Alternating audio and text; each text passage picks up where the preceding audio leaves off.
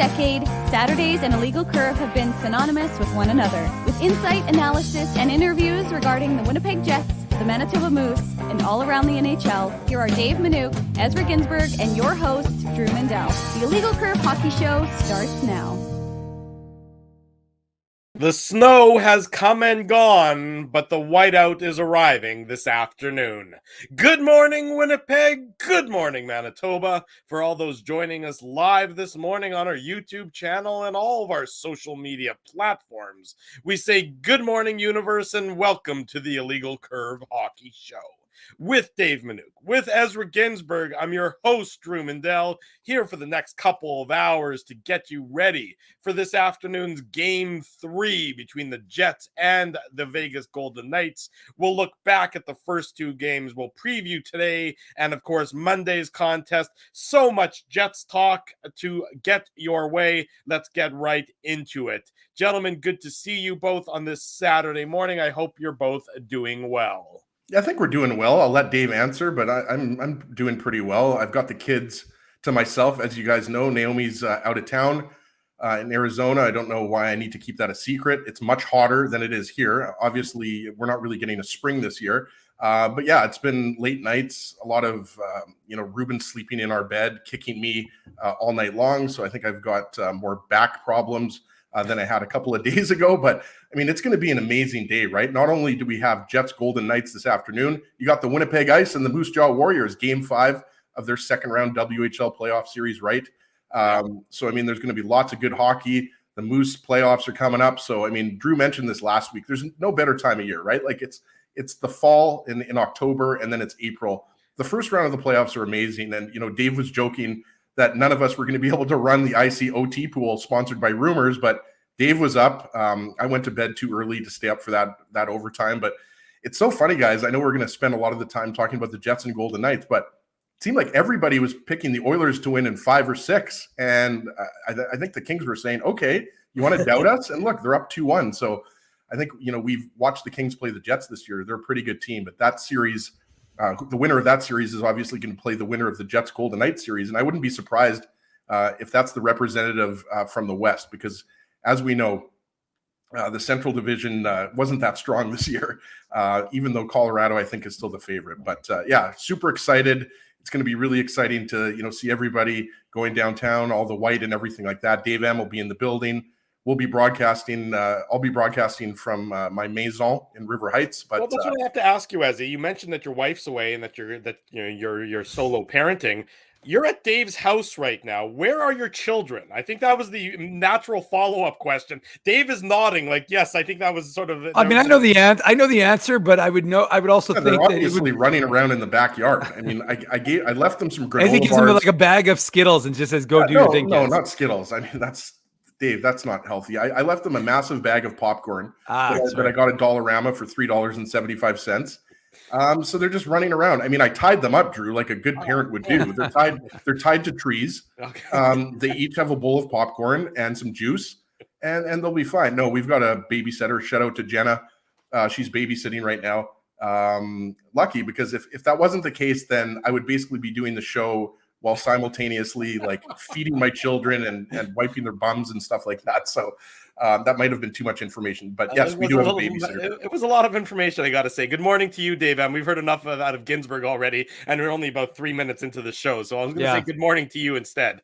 All right. Well, good morning to you. Good morning to Ezzy. It's a busy day, as Ez already touched on. There's Jets, Moose, and Ice to have covered. And of course, the NHL in the first round of the NHL playoffs are always exciting. You never know what you're going to get. I was watching that Islanders game last night and Hurricanes, and I was like, okay, 1-1, pretty good game, pretty tight. And all of a sudden, Palmieri gets that power play goal, and then they score the 4 quickest goals in playoff history. So quite a little run for the floodgates open. Antti Ranta was a little bit loose.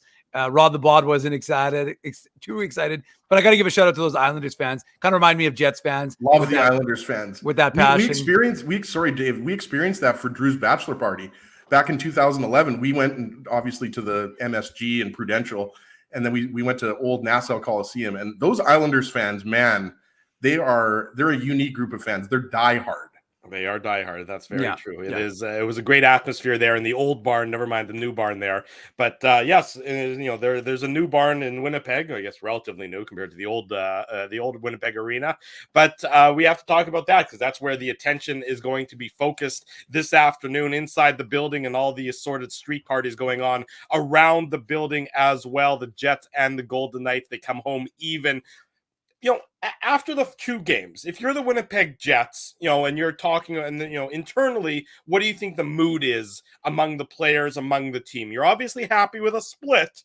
Yeah. At the same time, are you thinking, hey, we maybe left a little meat on the bone with how game two ended? You started so well in game two. So from the Jets' perspective, are you thinking they're satisfied, or you're thinking that they're still like, yes, we're happy where we are, but at the same time, opportunity was missed in game two?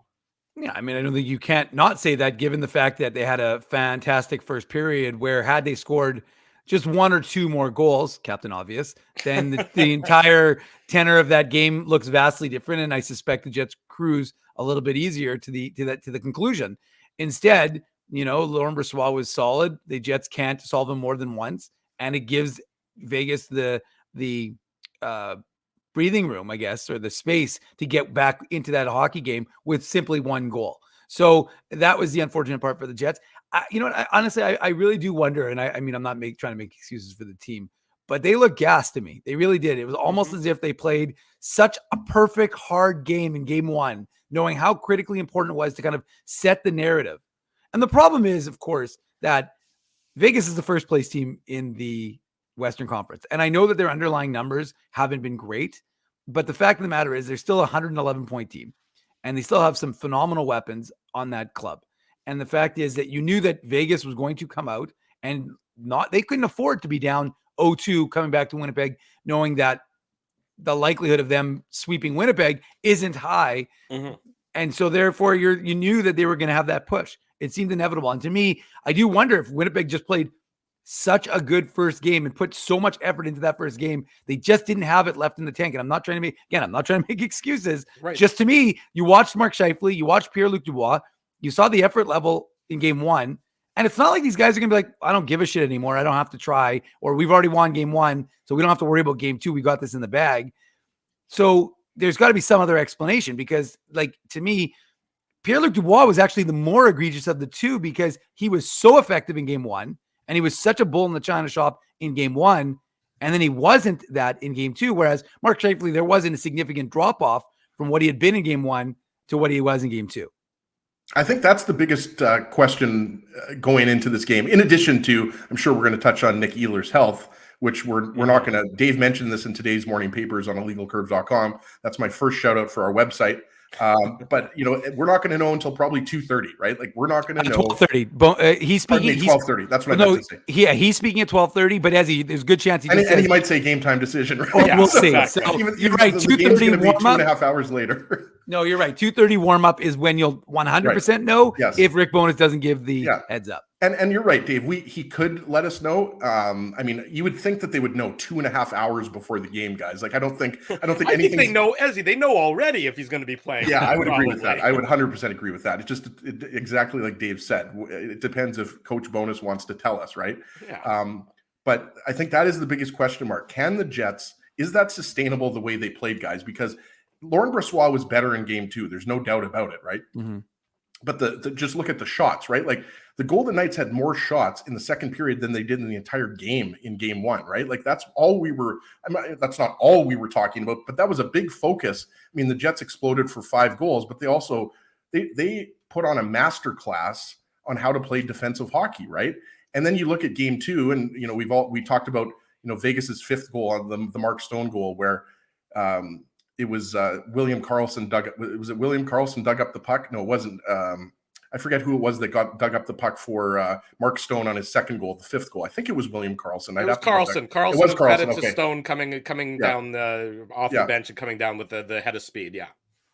That's because I only got 4 hours of sleep on Thursday night, Drew. So I appreciate you helping me out. It's the cobwebs are definitely in my mind right now, and probably always. But that is the question, right? And then again, like off the face-off, right? I'm talking about the Chandler Stevenson goal, right? Yeah. Where Scheifele is just a little bit soft, covering him in front of Connor Hellebuck, right? Mm-hmm. So like the Jets, the defensive effort, Dave, was not similar to what we saw in game one. Game one, like you said, that was how you want to play. And that's how you're going to have to beat Vegas. Like Vegas is like the Jets can play one or two good periods and beat the San Jose Sharks, right? Like they did, towards the end of the season. I think that was the third last game of the year, or when they played the Nashville Predators, right? Like you can have one good period or 1.5 good periods, put in 2 or 3 goals, and you're going to win the game.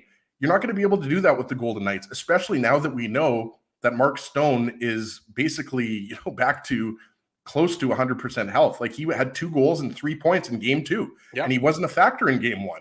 So obviously, you're going to have to shut down the Chandler Stevenson, Mark Stone, Brett Howden line. I'm sure he's going to have some family in the building. But the big thing, guys, in game 3 is going to be the energy and how the Jets feed off of that and how they control their emotions. Like the Jets have struggled a little bit at home in the playoffs, not so much in the regular season, but I mean, this is a crucial game. Everybody knows that.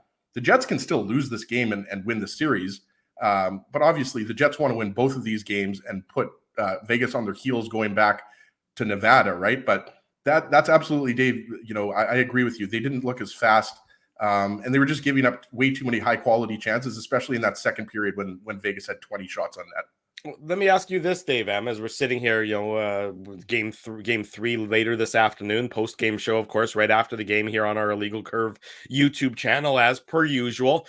From your perspective, who do the Jets need to step up in today's game? I think the obvious answer, based on the performance in game 2, is probably Mark Scheifele.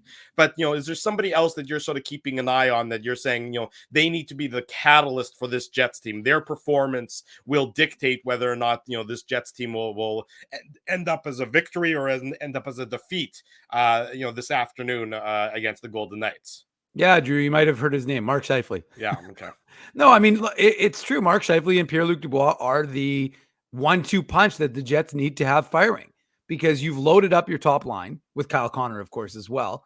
And defensively, we know that's not going to be a significant defensive line, really. And so they have to produce.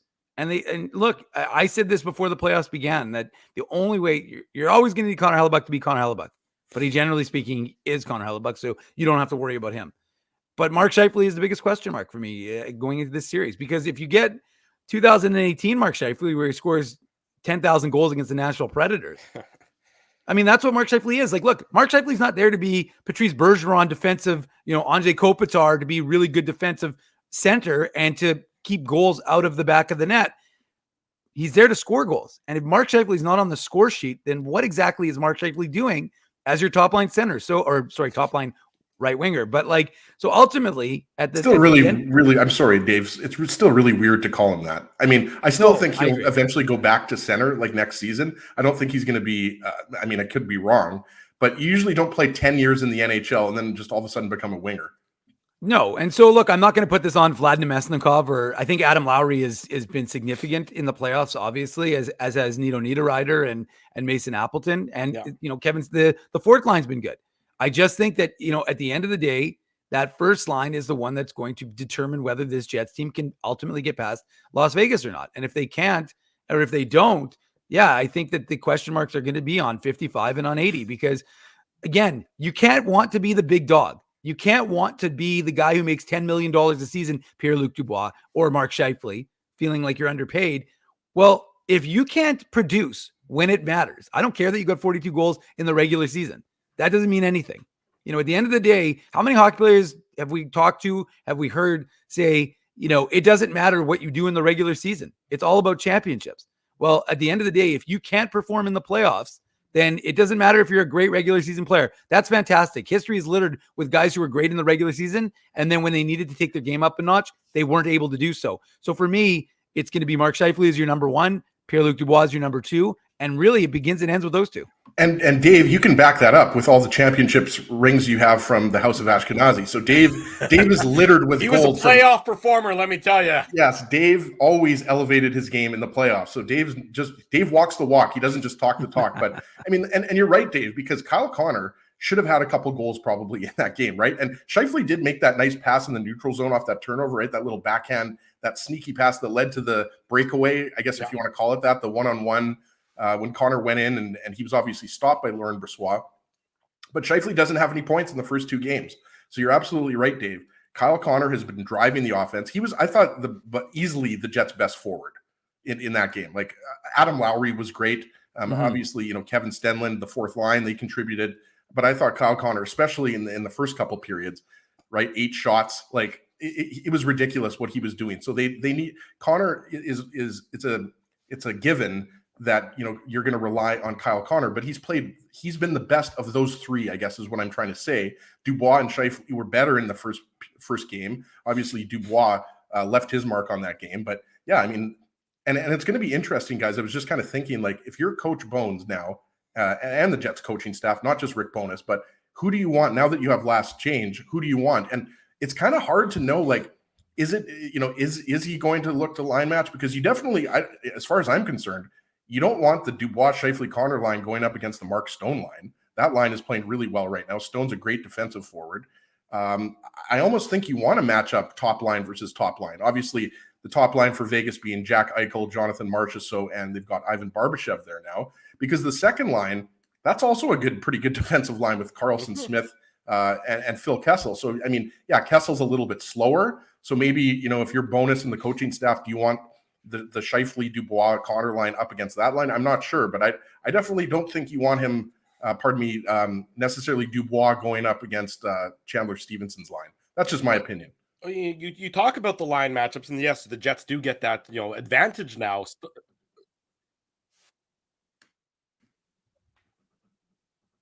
everything all good, Drew? I can't hear Drew. Yeah, we can hear him now. Can you hear me now? I had a video popped up on a website that I was unexpecting to hear from at that moment. Drew, you should probably leave those websites to your private time. Thank you, Ezzy. What color was that website, Drew? No, it was Daily Face-Off, and it just all of a sudden had a gambling pop-up ad in my ears that distracted me there for a second. Drew, you can read Fox News another time, okay? Yes, you're right. Okay. But, you make a point now that the Jets have that last change, and, I think you're right, Ezzy. If you want to go top line on top line, the problem with Vegas, I would say, is that there's not necessarily a clear, top. It's like 3 second lines, right? We talked about basically. Like Chandler Stevenson, Mark Stone, and Brett Howden from Oakbank. We always got to give a shout out to Oakbank. Yeah. I mean, if that's your third line, I mean, that's easily the best third line in the playoffs. And that's what we talked about. The Golden Knights are deep. And that's why I think, the Jets want Nikolaj Ehlers back as soon as possible, because that gives them a boost on that second line, because Wheeler, Nemesnikov, Niederreiter were not good in the second game. They were good in the first game, but in the second game, I didn't really think they had any impact. But what I was saying, so if you go with the Jets top line against the Golden Knights top line, the Barbashev, Eichel, Marchessault against Connor, Scheifele, and Ehlers. Well, you tell Dubois, you go neutralize Jack Eichel. That'll be that's your responsibility. Obviously, that's who we want. That's who we want you to take advantage of. And then you tell Scheifele and Connor, look, you can do your thing. You can try and perform offensively against Barbashev and Marchessault, and maybe your defensive responsibilities are a little bit easier there. Maybe Scheifele is able to get going because Marchessault and Barbashev, both very good players, both very intelligent players, but they're not Mark Stone. I mean, I don't think that they're not going to say that they're as good as Mark Stone defensively if you were to ask them. So maybe that frees up Scheifele to get a little bit more time, a little more space to be able to get some of that creativity going, get some of that offensive touch that he's known for, that he got 42 goals this year, but that he's been kept off the score sheet so far. I mean, it's not like he played poorly in game 1. Game 2 wasn't a good one for him, but it's not like he's disappeared or anything. The Jets need to just get more from him, and I think they should be able to do that now that he's now that they get last change, and now that they can sort of free up to get him on the ice against who they want him to get against to, Dave. Well, yeah, and the idea is that hockey can be a chess match, right? Yeah. And so the whole point is, unless you're playing 3D checkers or whatever it is, but the fact of the matter is that you really need to be, that's kind of what Rick Bowness did in game 1, is that he got matchups that he wanted, and then he kind of outcoached Bruce Cassidy. to a certain degree, because really he was able to kind of get the guys in that he wanted. And it just, again, that flow wasn't there in game 2. But as he's right, I mean, you have last change, you have the deciding factor as to who you want to see go up against whom. And so for the Jets perspective, you're right. You can't have the Scheifele line where they need to be, where you need a defensively responsible pairing, or duo, because really that's what Adam Lowry's responsibility is. So I do think you're going to see that a lot more in today's game. And the ultimate X factor is Nikolaj Ehlers. And I mean, look, it's crazy to think how, he was good to go and then he went day to day, or the coach was day to day and he was good to go. And ultimately day to day won out over good to go. But day to day now, remember, he last played in that game against Minnesota, which was that Tuesday. Was that 2 weeks ago or 1 week ago? Like almost 3. It'll be 3 weeks, last 3 days or something like that.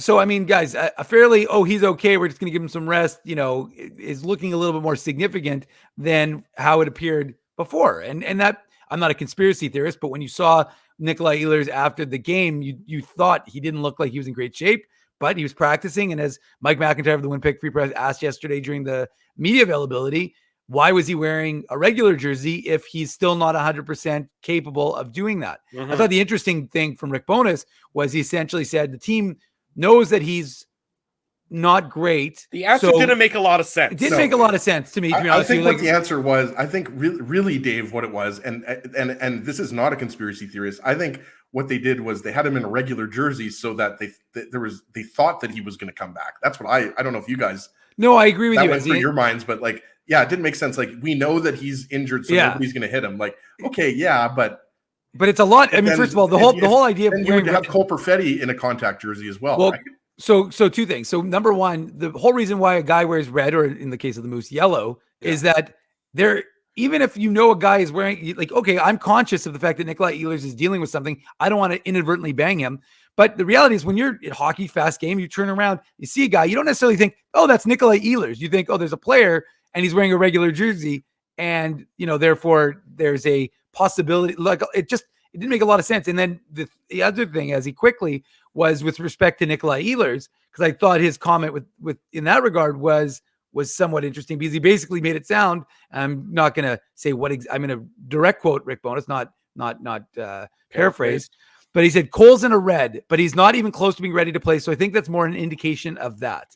So that was his explanation as to why. So I just thought it was interesting because, again, it could just be playoff machinations. He knows that Nikolaj Ehlers isn't ready to go. They're just trying to, play the game. That's what I think. That's exactly what I think it is. That very easily could be it. And just try and have, because you got to remember, Vegas has, the whole point of these coaching staffs is you have to game plan for your opponent. So if they have to game plan for Nikolaj Ehlers in the lineup and potentially different lines, it does cause a little bit of chaos for Vegas in terms of their pre-scout. And you do, because it makes them a lot quicker. And that's the other thing I was going to say, guys. Like, Kenny Weeb, our good buddy, mentioned this in his article for sportsnet.ca, which is available as a link on illegalcurve.com. Second plug. He mentioned that, the Jets were slow, and you could say that Vegas was slow in the first game, but really, like, what was the big thing that the Jets had going for them in game one, in addition just overall how good they played defensively, is that they were pressuring the Golden Knights all over the ice, right? Aggressive forecheck. And Josh Morrissey mentioned this, Dave, another quote that's available on illegalcurve.com. He talked about, we're a good gap team. Is there a bet or something I'm unaware of that he has an over-under he has to hit? Did somebody not tell me something? I don't know, but I should be paying him for that sort of those kind of plugs. It's okay, Dave. I do this pro bono. But that's as close to a lawyer as you've ever been. Yeah. Well, no, I got 147 on the LSAT. I think that was pretty no big close. Deal. Dan Minuk got a 165. So as soon as those marks came out, I was like, okay, I think Dan's going to become a lawyer, and I'm going to go into communications. But I think that's one of the big things that you have to look for in tonight's game. Mark Scheifele, Pierre-Luc Dubois, they have to step up in a big way. And we know Kyle Connor has been the Jets' best forward through 2 games. At least I think he's been their best forward through 2 games. But that's another thing too. Like, you have to be sharper. Like, you can't let the Golden Knights generate that much speed through the neutral zone, right? We always hear about this in hockey. It's a cliche. Whoever wins the battle in the neutral zone, but the Jets have got to use their speed more. And you're right, Dave. If you have Nick Ehlers in the lineup, that makes your team 1,000% faster. Yeah. It does. His speed would certainly be, it would be a huge asset to the Jets, but just in general, the Jets, that's what you sort of saw when you watched, the first period of game one, is that the Jets really, to your point, Dave, they ran out of gas. I thought. And then in the second and the third periods of game 2, Vegas was able to take advantage of that. I know, is that a function of having to play at such a high level for the last number of weeks? Because the Jets did have to play at that high level to get into the playoffs. Remember, they had to, win 4 out of 5 on home ice. They had to go into St. Paul. So when you're playing at this high level, game after game after game after game after game after game after game, and then you win game 1, it's almost only I think you missed a game in there, by the way, Drew. Sorry, you know what I meant. But and then you win game 1. It's almost only natural that throughout game 2, you're going to eventually start to dip down, because you can't always be going at, full capacity. Eventually that full capacity, whatever full capacity is, gets reduced. That's just the human nature side of this game. And so that'll be interesting to see, with the day off yesterday, with the travel day, no skate this morning, are the Jets able to get that, what full capacity is for them, higher? Does it get back up to where it was in game 1? Or are they, running out of gas because they had to go so hard for so long at the end of the regular season, which is, of course, speaks to the factor that they played so poorly in February and March to get to that point where they needed to sort of be a little bit desperate at the end of the year. We'll know more this afternoon, and then we'll talk about it all on the post-game show following the Vegas Golden Knights and Winnipeg Jets Game 3 later on today. If you haven't already done so, smash the like button on the YouTube channel. Smash the subscribe button if you haven't done so. We do this every Saturday morning. We need that even more now, Drew, without our blue check mark. I mean, people are talking. Are these IC guys imposters now? As he's getting people to unfollow us because we're not legit anymore. Speaking of conspiracy theories, I love all the conspiracy theories about why more celebrities haven't been paying for their blue check mark. It's because it's stupid. That's why. That's some good insight right there. There's Mr. Ginsburg. Well, is it not? I don't know. I feel like for journalists, it's Melissa Martin of the Free Press was talking about that today. I think that's, if anything, it's more important for journalists and other people who need to be verified. But why does Lil Wayne or somebody else care if they have a blue check? Not only that, but Ezzy, the reality is, it's not like suddenly someone was following the legal curve and was like, the blue check mark changed, and said it actually had no difference on Twitter. Everyone's acting. We're the same reliable insanity that you've that's actually our slogan, reliable insanity. Exactly. This is where you come if you want to see 3 insane guys every Saturday morning. We're here for reliable insane guys. Exactly. We're consistent. That's right, consistent as well. And that's what we bring you here on the Illegal Curve Hockey Show and the Illegal Curve post game show, and of course as well, here's my plug, illegalcurve.com. When we come back, Hammer Time, Jeff Hamilton of the Winnipeg Free Press joins us on the show. Saturday morning, we're getting you set for the Jets and the Golden Knights. We're live on YouTube. We're live on all of our social media platforms. Keeping Winnipeg laughing for over 30 years. Rumors, Canada's longest-running comedy club, bringing you the biggest laughs from the best comedians on the planet. Jerry Seinfeld, Chris Rock, Jon Stewart, Dennis Miller, Brad Garrett, the greats, and all the up-and-comers too. When was the last time you laughed out loud? Make it a great night out with friends, or book your office or birthday party. Even a fundraising event at Rumors. Get all the details and dates on upcoming shows at rumorscomedyclub.com. Hi, Ez. A strange question for you. But why are you lying on the ground being crushed by a piano? Well, Drew, I definitely tried to carry this baby grand piano down the stairs by myself, and somehow I failed miserably. Right. Yeah. Sorry, that was a silly question on my part. My apologies. Would you like me to call Rolly's Transfer Moving and Storage to help you move the piano? They are the most experienced piano moving company in Winnipeg, after all. Yes, please call Rolly's and hurry. This piano is very, very heavy. Rolly's Transfer Moving and Storage offers stress-free residential moving services while taking great care of your personal belongings, including your piano. At Rolly's, no job is too big or too small. For more information, visit rollys.com. Hi, it's Drew from Illegal Curve here. Selling your home can be stressful, but it wasn't for me. Thanks to my friends at Zappia Group Realty, they made the process so easy. My home sold within 48 hours and with multiple offers. Zappia Group Realty took care of everything with their exquisite customer service and attention to detail. If you want to sell your home for more in less time, get started by talking to Frank and Mauro Zappia of Zappia Group Realty. Online at zappiagroup.com. Hey, Drew. Ezzy, whoa, what a smile! Yeah, I got my crowns done at Linden Market Dental Center, and they whitened my teeth. I see. They're so bright that every time I smile, they go We have hockey tonight. Do you have a mouth guard to protect those pearly whites? I sure do. Whoa, they even ting through the mouth guard. Linden Market Dental Center covers all your dental needs from restorative to cosmetic dentistry and will fit you with a sports guard for that active lifestyle. 877 Waverly. See lindenmarketdental.com. Boston Pizza harnessed Fanalytics to help optimize no-look dipping. Ooh, making adjustments so you can stay focused on the game. The playoffs at Boston Pizza, powered by Fanalytics.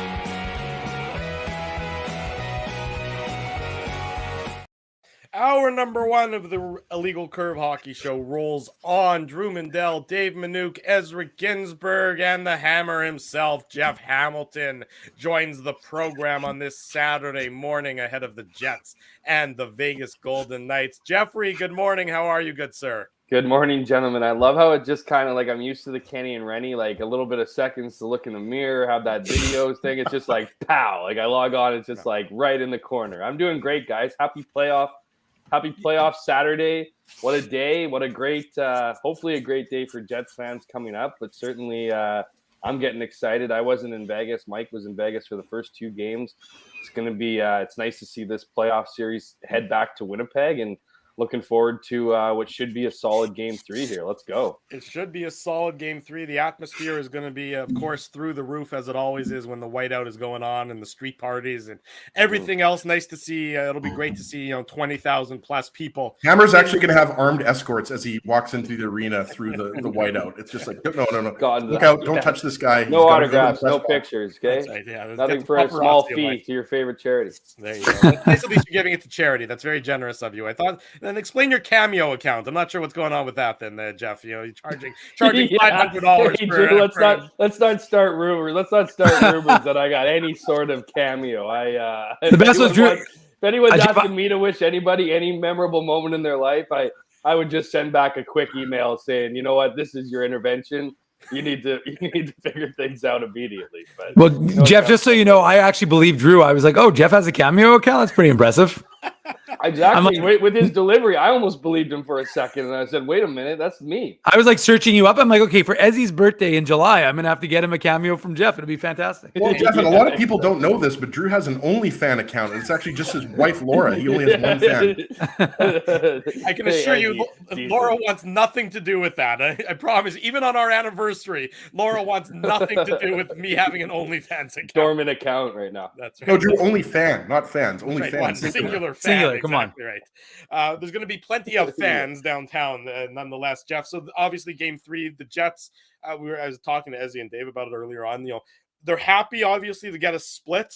Coming home with a split is something that every team wants to do when they start on the road. But at the same time, based on all the comments post game, based on all the chatter, you can't help but think the Jets feel they left a little bit on the bone in Vegas with their performance towards the tail end of Game 2. So my question to you is, which Jets team are you expecting to see this afternoon? The team that was dominant in Game 1, or the team that seemed to fade and run out of gas in the latter stages of Game 2 on Thursday night?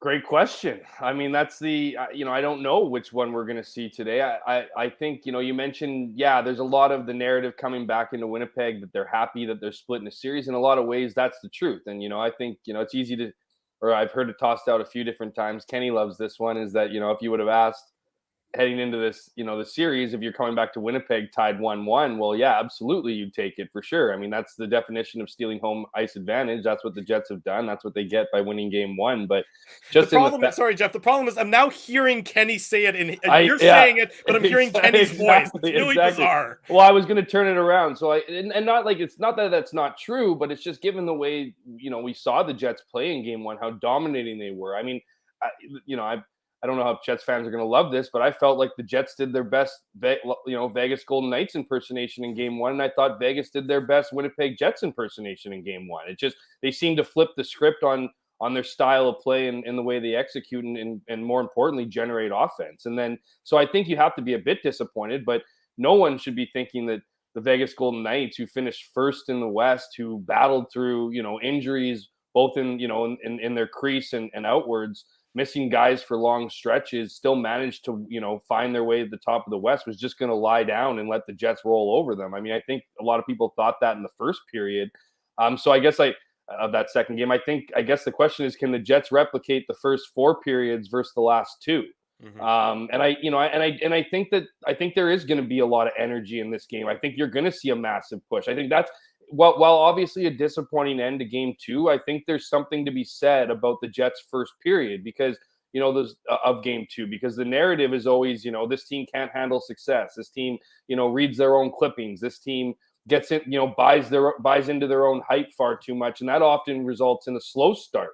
I thought the Jets, were able to whatever they were able to generate in game 1, they were able to bottle that and start that in game 2. That needs to start in game 3. And I think what's critical for this team, and they got this in game 2, obviously, was that early lead. They don't want to play from behind, but just the boost from the fans. I think that's going to be, something the Jets have been looking forward to for a long time. Certainly fans have been looking forward to a long time. And I think that's going to be the edge in this one, and why I think heading into this one, it's no longer about what you did in game 1. It's your response from game 2. And I think that's going to tell a lot about the Jets, and this game could very well help dictate the series. We talk often, it's just one game, and that was certainly the case after game 1. That's certainly the case after game 2, where it's just one loss. But you start getting behind after the original games, and that's when you look at the percentages. That's when you look at momentum. That's when you look at teams looking to step on other clubs' throats. This could very well be a 7-game series. This could be a 5-game series for either team. It's just, that's how it's played out the first 2 games, and we'll see what happens in game 3. So Hammer, we're not going to find out if Nick Ehlers is playing until 12:30 at the earliest. That's when Rick Bowness is going to speak to the media, and he might not tell us at that point, just to keep the uncertainty going there. But the question I wanted to ask you is, does Nick Ehlers, the logical place for him to go back is on the wing, and then it's the Ehlers, Nemesnikov, Wheeler line again. So I guess, 2-part question. I mean, do you think we're going to see Ehlers back in the lineup tonight? I mean, it's I think a coin flip at this point. I mean, we don't really actually know what the injury is. I think, there was some speculation because of the nature of the hit from Ryan Hartman. It was a concussion, but I don't think he would have been back on the ice that quickly if it was concussion. And then obviously I'm playing, doctor speculation here, Hammer, but I guess where do you see him just going back into that, wing spot on the second line? And I guess what are the likelihood that we're going to see Ehlers in today's game, and what type of impact can he have considering that he's been off for roughly a week? Well, yeah, I think he does play today. I mean, just, 2 games is probably enough. I have a hard time thinking it's a concussion to your point, as, I mean, they talked about how he cleared concussion protocol. Like, I don't think they're sitting around now waiting. I mean, we know with head injuries, things can prop up, things can happen. But I don't think that's what the Jets are waiting for here. I don't think they're waiting for, a headache to come on, or, because Nikolaj Ehlers has been from the beginning, from that trip, post mini, like he was out with the guys going to the Rockies game on their day off in Denver. He was talking to media. Like, the Jets don't really let people talk to media when they're injured. And so that's an indicator right there, particularly if you have a suspected concussion. So whatever's nagging him upper body, and, I'll get into the speculatory stuff, like whether it's a sternum, whether it's a collarbone, shoulder, whatever it might be. I think it's on that. I think it's a situation where if it's game 7, that first game, then he's playing. I think it's just, I think you're looking into the future and what you think will be a long series with Vegas. Certainly after winning game 1, I think it gave a little more rope to Nikolaj Ehlers' injury. Like, you don't need to rush him back. There's all this obviously success here, but you have to think at this point, just given with what we've heard, he's going to be in. But at the same time, I was fairly confident, not just fairly, I was really confident that he would be back for game 1. And that was just, from talking to him behind the scenes, from, what Rick Bowness said, like, yeah, he wasn't committing, but that felt like playoff hockey and whatnot. So assuming he is back in tonight or today, I think you have to go back to that, the lineup you had against Mini when he got injured. And that's not to say anybody does, certainly you can look at Morgan Barron. Does he deserve to go back to the 4th line? Probably not. Does Nino Niederreiter deserve to go back to the 3rd line? Probably not.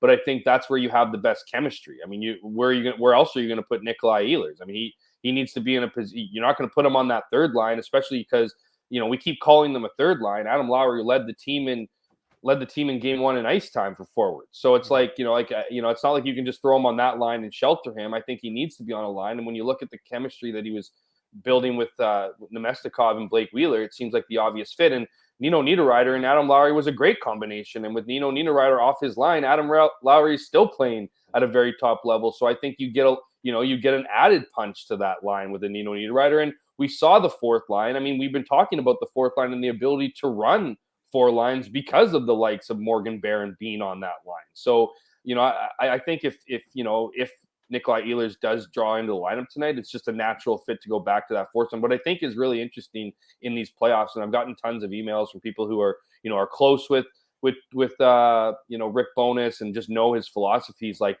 I think he'll be, if things go sideways today, I think he'll be incredibly quick to swap up lines. Like, he might go back to what we saw in the first two games to generate offense. I think he'll be playing chess tonight, given his last change, and I think we'll really see Rick Bowness flex his playoff muscles and playoff ability behind the bench tonight. I'm not suggesting he's going to get crazy aggressive. If everything's rolling, if the Jets get up to a 1-2-0 lead, I'm not suggesting he's going to go and bring the blender out and change things. He'll certainly ride it, but I've just been told over and over again, this is where Rick Bowness shines. This is where he loves playing the chess match with opposing teams, and should be interesting to see how this game plays out, whether Nikolaj Ehlers is in or not. Saturday morning, you're watching the Illegal Curve Hockey Show. We're live on YouTube. We're live on all of our social media platforms. Jeff Hamilton from the Winnipeg Free Press is our guest. Game 3 this afternoon between the Jets and the Golden Knights. Hammer will cover it for the Free Press, and of course, you can read all about it on illegalcurve.com after the game.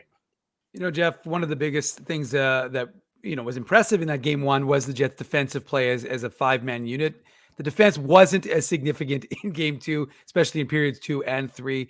Neil Pionk specifically, and Neil Pionk looked like the Neil Pionk of old, kind of during that stretch where he looked like whatever was bothering him, and I believe it was you asked Rick Bowness. I think it was you, or it was either you or Reynolds. I get you guys confused, but someone asked Rick about. It's a lot of handsome. I mean, it's one of the two handsomest men in sports media. Hairdo 1 and hairdo 2.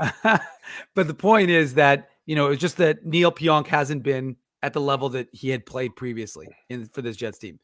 He looked like he was kind of to the Neil Pionk of old during that stretch, but then that game 2, it looked like a little bit of the old Neil Pionk or the new Pionk was back. So what was your impressions of his game overall and the need for the Jets defense to, of course, continue to play tight and not allow those, big gaps, as Josh Morrissey was talking about, to kind of infect their game?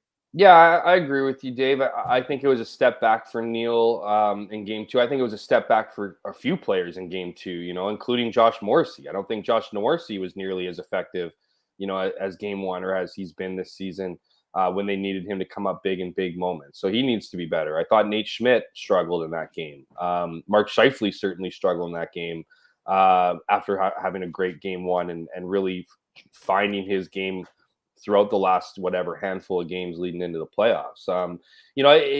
Neil Pionk's an interesting guy. I mean, his season's been, I think he's been a lightning rod for a lot of fans, and rightfully so. I don't think I think when he came onto the scene, obviously, he was winning best defenseman ultimately for the Jets for the first couple of years. Like, he was playing better than Josh Morrissey, and it's been a couple seasons now, whether it's through injuries, a lot of speculation about him dealing with injuries, a lot of truth to that. I mean, last season he played with an injury pretty much all year.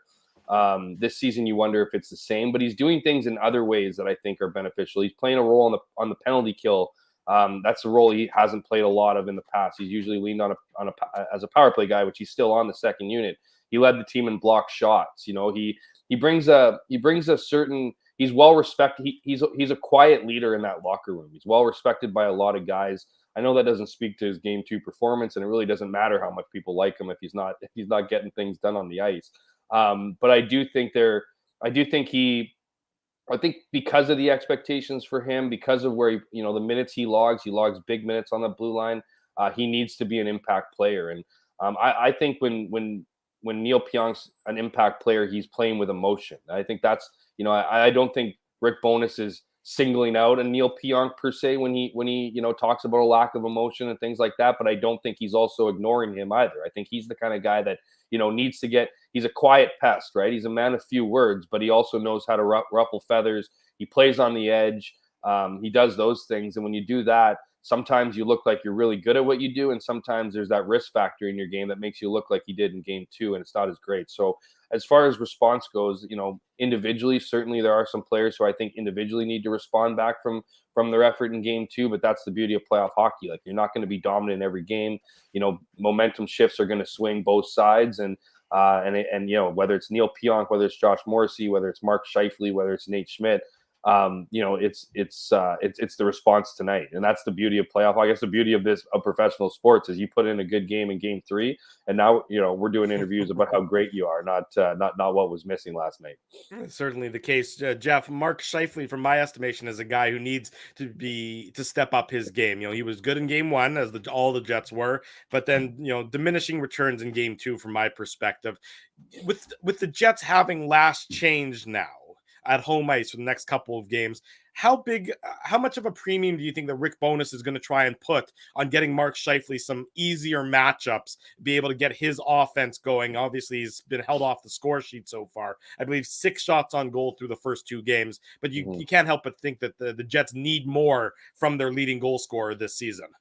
Well, yeah, absolutely. I mean, that belief that your best players need to be your best players is just all the more true when it comes to the most critical times of the year in the playoffs. And so, and I think that's what was so disparaging, if you will, about game 2, is it's not just that they lost, but they woke up some sleeping giants in Mark Stone, who looked so clearly like he had taken, like he had been off for 3 months in game 1. And then he looked like his typical, vintage self, where he's not just producing on the score sheet, but he's that emotional piece for the team too. The Jets need that, and Rick Bowness said it post game. He goes, their best players were their best players tonight. We come back home for game 3. That needs to be the situation for us. And there's no person more important in that equation than Mark Scheifele. And so, he gets a lot of criticism, probably unfairly, fairly in some cases, sure. But he's also the guy that you expect the most from. And I think, whether it's getting that last shift to have, Lowry's line out, particularly if Nino Niederreiter is going to be on that line, it's going to even be a better checking line, I'd argue. Whether you're going to have them out against the top line, that's just going to naturally open up, opportunities for your other forward lines to play deeper down the depth chart. The fact of the matter is, if you're on a line with Mark Scheifele, Pierre-Luc Dubois, and Kyle Connor, you better be dominating other teams' lines. And you can make the argument, doesn't matter if it's the second or third line, they should be doing that against the first line. If these guys are what we're, are what we're led to, believe to be, especially for guys who are coming up on contracts and wanting to get paid double digits and everything, like, this is where you shine. This is where, and I thought that's why this playoffs was so fascinating, was like, not only do I think a lot of these guys, whether it's Mark Scheifele, Pierre-Luc Dubois, Connor Hellebuck, guys, Blake Wheeler, guys who we know days seem to be numbered in this city. Like, this is not only where you cement your legacy in this city, this is also your biggest sales pitch to other teams, is showing up in the playoffs and, doing damage, to suggest, like, that, well, you're up against the top team of another club. Like, oh my goodness, well, you're the top 3 players on this team, 2 of which want to get paid double digits in their next contract in millions per year. You better be taking over series. Like, you shouldn't be looking at, a Stone, Eichel, Chandler Stevenson as like a daunting task. You should be up for the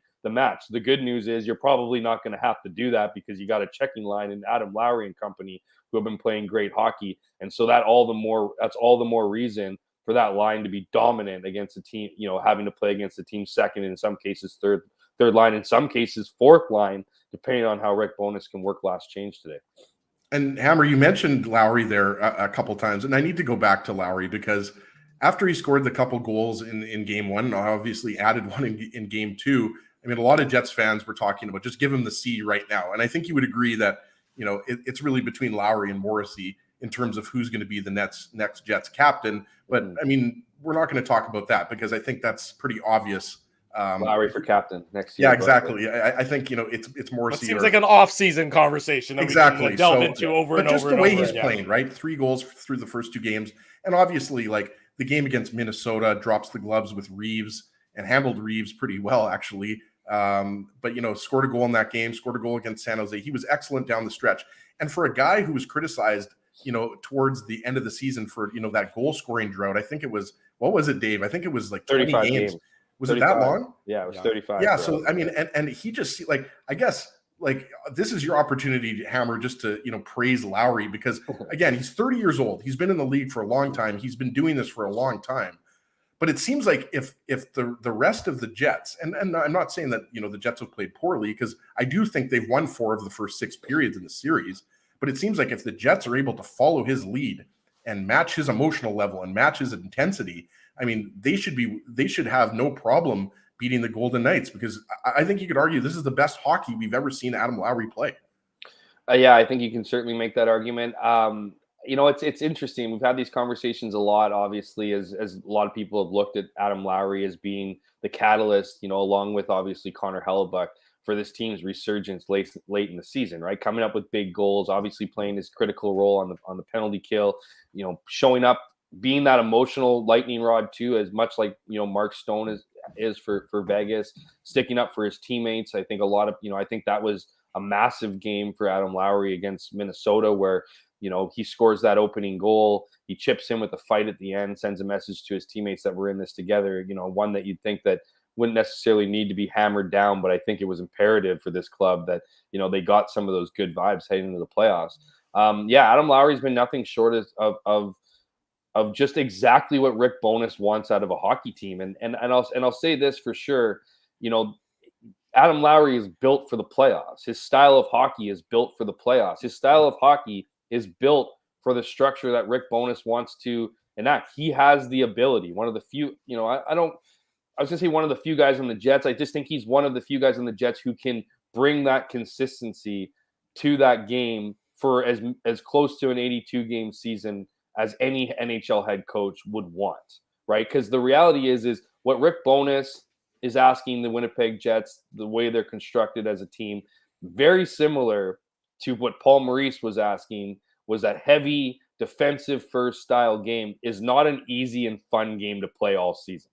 And the fact of the matter is Adam Lowry would, while he wasn't scoring and certainly deserved criticism throughout that time. I mean, you can't be a third line centerman and go that long without chipping in offensively.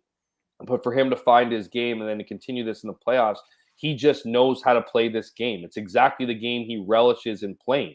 I don't think a lot of guys and I'm not picking these guys out because, they're, like a Kyle Connor. Kyle Connor is not a greasy, go to the net, chip in, punch a guy, that's just not his style. He just wants to show us those edges. Right. And to demand, and rightfully so, and to demand that kind of style of hockey, 82 games, it's just not going to happen. It's not going to come at nearly a level of consistency as an Adam Lowry. And so Adam Lowry now gets into this playoff, and this is what he's used to. This is what he wants to do. This is what he craves, is that hard-hitting, tight-checking, battling game. And for him to be rewarded offensively in the way that he has just been, some added, certainly some needed and critical, but added benefit to the Jets, to his game really this season. Because, you'll hear Adam Lowry say, I mean, he's not saying he shouldn't be chipping in, but that's how you win in the playoffs, is getting contributions in areas where you don't necessarily expect them. Like, people expect Adam Lowry to kill off penalties. They expect him to check the other team's top line and keep them off the score sheet. They don't necessarily expect for him to be scoring goals. And so when you can get contributions like that as consistently as we've seen Adam Lowry, that's part of the game where you want some other players to do, things where they necessarily aren't expected to do. You want Mark Scheifele to throw a big hit every once in a while. He's not expected to go out there running guys. You want Mark Scheifele to play strong, defensively minded hockey. You want him to play a shutdown role in other ways. And I think what the difference is between, those two players, is that a lot of the higher end skill on Winnipeg, when things aren't going right offensively, they don't know any other way to contribute. So often they're cheating the game. They're finding different ways to get to a point where they know they're expected to do this, and that's what they bring to the table. Adam Lowry, even when he went 35 goals without scoring, found other ways to be a contributing member of the lineup, and it can be done within Bowness's defensively minded structure. And so that's why I think even when Adam Lowry wasn't scoring, he was still a valuable piece. And on the flip side, when guys like Kyle Connor aren't scoring, when Mark Scheifele isn't scoring, when Pierre-Luc Dubois is a little bit different because he brings a bit of nastiness and other physical elements, so he can do that. But when other higher end guys aren't scoring goals, Nikolaj Ehlers included, they become a little less impactful on the ice because they don't necessarily have other tools in their tool bag to exercise outside of being critical scorers on this team. Well, Jeff, heading off the ice and heading down the street to the street parties that are going to be they're going to be hosting here in Winnipeg. The whiteout is back, and I know folks are excited. But when you look at what's happening in Edmonton, and when you look at what's happening in Toronto, and you look back to 2018 when they were at its kind of organic self, and there was not as structured an event. Do you think that this is going to be as impactful as it has been? And I'm not asking for your analysis on a street party and the effect of a street party, but I'm just saying that it just seems to me that they've lost kind of the soul of what the street party was, when it first kind of came about, and it was so chaotic. And I look at some of the photos from our photographer, I'm sure the Free Press photographers, and you see how incredible they were to see blocks of Winnipeg, just taken over by the fans. And now to have it limited to 5,000 down on Donald and 1,000 in the plaza. I don't know. To me, I don't know if it's going to have the same, maybe it will, we'll see what the visuals look like, but I don't know if it's going to have the same impact as when it was kind of early on in its history. Yeah. It's an interesting question. I remember taking in some of the early parties, and I just because I was covering like the party, like I was like trying to bring some kind of color and analyzing to the party. And I'll be honest with you, it had the perfect mix of like playoff, like anticipation, excitement, anything can happen. And then it had a feel of like downtown Winnipeg, unpredictable, and anything could happen. So it was like these two worlds were colliding. And party hats and Kevlar vests is basically what you're saying. It felt like on the cusp of anything. Like anything could have happened. It could have been jubilation, could have been civil war. Like I just felt like it just felt really like whatever. And I mean, I also think, and I'm not defending the restrictions of parties. I like the overflow. I like that passion. I like all those things. And I also think there's a tendency to, there's announcement and then people go on Twitter and then they get all the, the shit perspective of everything, right? Like, it's just like, this is horrible. This is brutal. Like, this is, how can they do this? How can they charge this? How can they do that? Like, I think what you digest, like the outcome of it, I think is going to be different than the actual vibe when you're there. And I think there needs to be some kind of control, Mm-hmm. I don't like the financial barriers per se. I think that, I think it's easy to say, well, it's just $5 or $10 or in some cases $20, but that does neglect the cost, of wanting to come out, be on a street and root on your team. Right. But I do think it's going to be an exciting atmosphere. I mean, guys, like the players who weren't here for any of these whiteouts, like, Nate Schmidt, I guess, would have experienced it as a member of the Vegas Golden Knights, but, as a Winnipegger and more other players who talked about last year's playoff series, or sorry, 2 years ago playoff series, my mistake, against when no fans were allowed in the arena, they could hear the crowd outside. Like, you could hear the building shaking. There was a presence outside of Canada Life Center. So that was a year that they didn't even allow fans inside. They weren't orchestrating mass parties outside.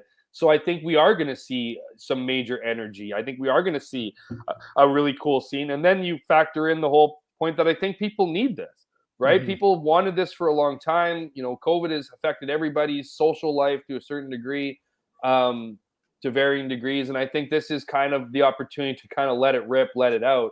So for all those reasons, I only think that it would, I think it's going to be a great environment. I think it's going to be something that's exciting. I think it's going to might be a little more tame than we're used to, but again, I don't necessarily think that's a bad thing, all things considered. But like you said, it's downtown Winnipeg, and when you throw in the alcohol and it's an afternoon game, I think, and look there's always going to be, there's always the chance that there's going to be, stupid people, but going back to that 2018 run, mm-hmm.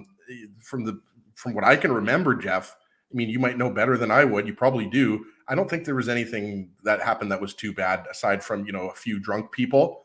But you're absolutely right. Whether it's 5,000, and the other thing too is, there's going to be mini whiteout parties across the province, right? So like, just because you're not downtown, I mean, the downtown energy is one thing, right, boys? But the Jets know that there's people watching everywhere. Around the world, really, but yeah, downtown, it's definitely going to provide a boost. The buzz and the energy, it's really incomparable. Well, the Jets and obviously in the building is a different thing. I mean, we've all been in that building for whiteouts, And we know it's the best. There's nothing better. I think, the fans there's no better fans in the entire league. And, it's going to be incredible. We just hope that nobody does anything stupid. And that's why you have security and police down there, right? But, talking from the Jets perspective, sorry, Ezzy, but from the Jets perspective, they need to use this energy. And you play your first 2 games on the road, and Vegas came out strong to start game 1. The Jets need to come out and channel the energy in the building and the energy outside the building and take that to their advantage, to start the game, obviously. That's why the first, 5-7 minutes of the game are going to be so key for the Winnipeg Jets, because, eventually that adrenaline wears off and it becomes a hockey game again. But, the Jets need to take advantage of it, and it's incumbent on Vegas to try and weather what will be, pardon the pun, a whiteout storm to start the contest. And we know that, the Jets, at least in the first games at home in the playoffs, have usually been pretty good at using that home ice advantage, or using that crowd to their benefit in terms of putting some goals past the opposition goalie.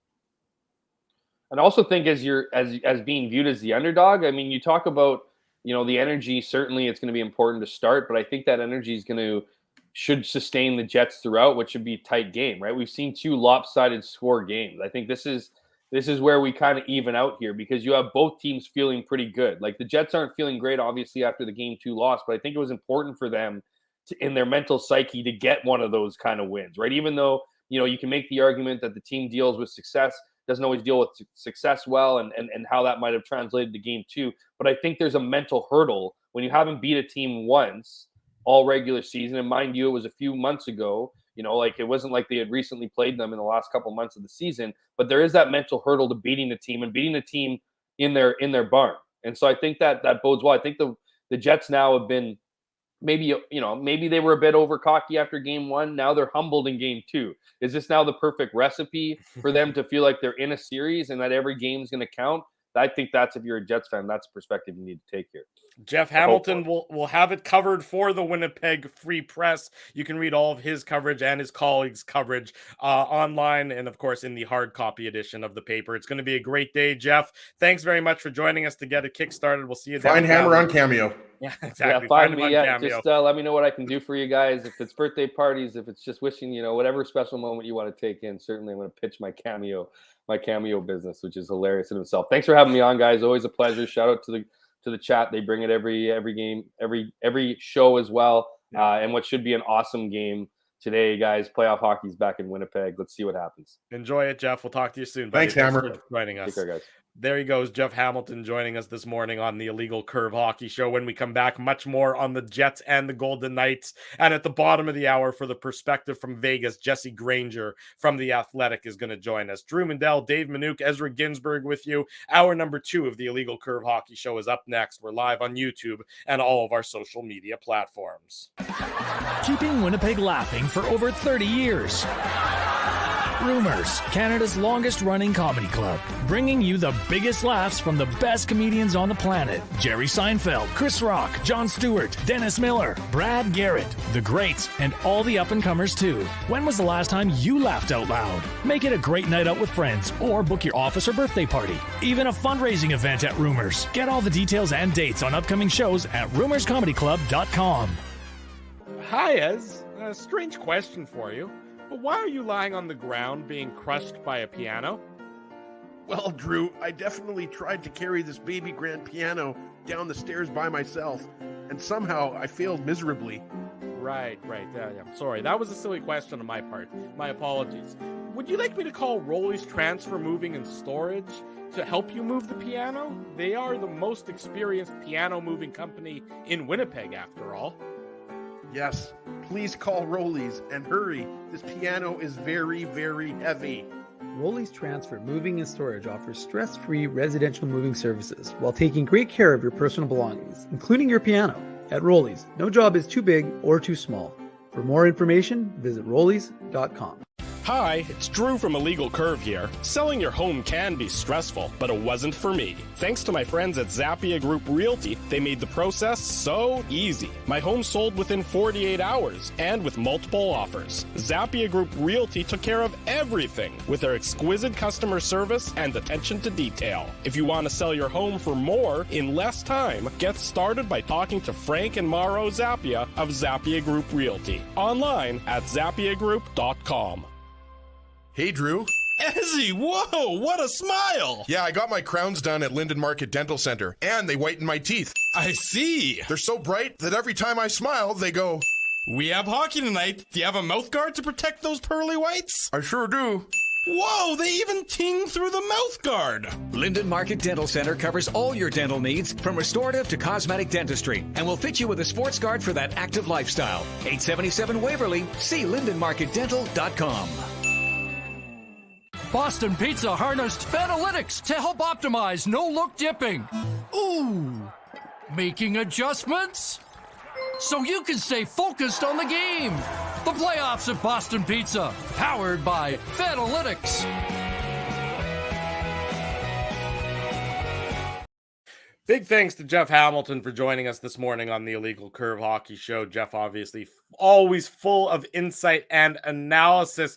Going to be a great Game 3 this afternoon. Just announced by the Jets, though, Rick Bowness not going to be speaking at 12:30. 1:30 is the new time that the Jets head coach will be speaking to the assembled media. So factor that into your plans if you had plans based on that. 1:30 for Rick Bowness addressing the media. Not my entire day revolved around that. I assumed it did, Ezzy. Now you're going to have to reschedule everything. I'm going to have to have a later lunch now. It's all chaos. I know. I'm sorry to hear that that's happened to you. I hope that you are able to persevere through that. But maybe closer to 1:30, that means you're getting very close to game time. So you make, you won't probably only have to wait an hour or so after that to actually get the real answer. To find out if Nikolaj Ehlers is playing in today's game or not. Gentlemen, I have to display the T-shirt that I'm wearing. I mentioned it on Twitter. I teased it on Twitter. I'm going to stand up and show it to everybody. As you can see, that T-shirt says Cocaine Bear. What does it say? The real party animal? Ultimate party animal. What does it say above Cocaine Bear, Drew? Kentucky for Kentucky. That's the name of the clothing company that Drew, I'll be honest right now. Most of the time, I would never want any clothing of yours because I think you're actually a pretty poor dresser. But I think when it comes to obviously joking, Drew's a very good dresser, much better than my combination of wife beater with ketchup stain and sweatpants. But I gotta say, I don't wear wife beaters, by the way. I want that. I don't think you're allowed to say that anymore. I'm pretty sure you're not allowed to call them that anymore either. Okay, so domestic violence. Domestic violence. You're looking for. Yeah, obviously, yeah. That you're right. I'm not promoting domestic violence, of course. That's just what they're called. So, but you're right. I should not be calling them that. So obviously, this segment has just turned into me feeling really bad about myself.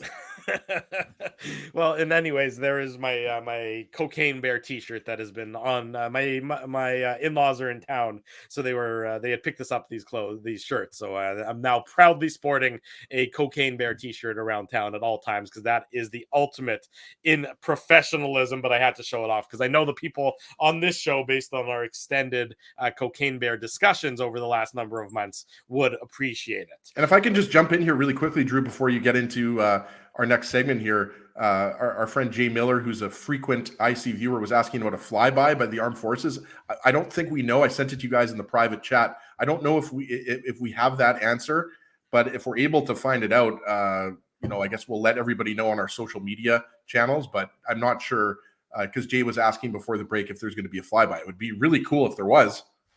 Yeah, as long as it doesn't fly anywhere, yeah. We went to actually. Drew, I don't think it's scheduled to fly by your house. I think it'll be flying over the arena. Drew's like, it's okay as long as it's not too close to me. For the record, I actually tried to get on the flyby.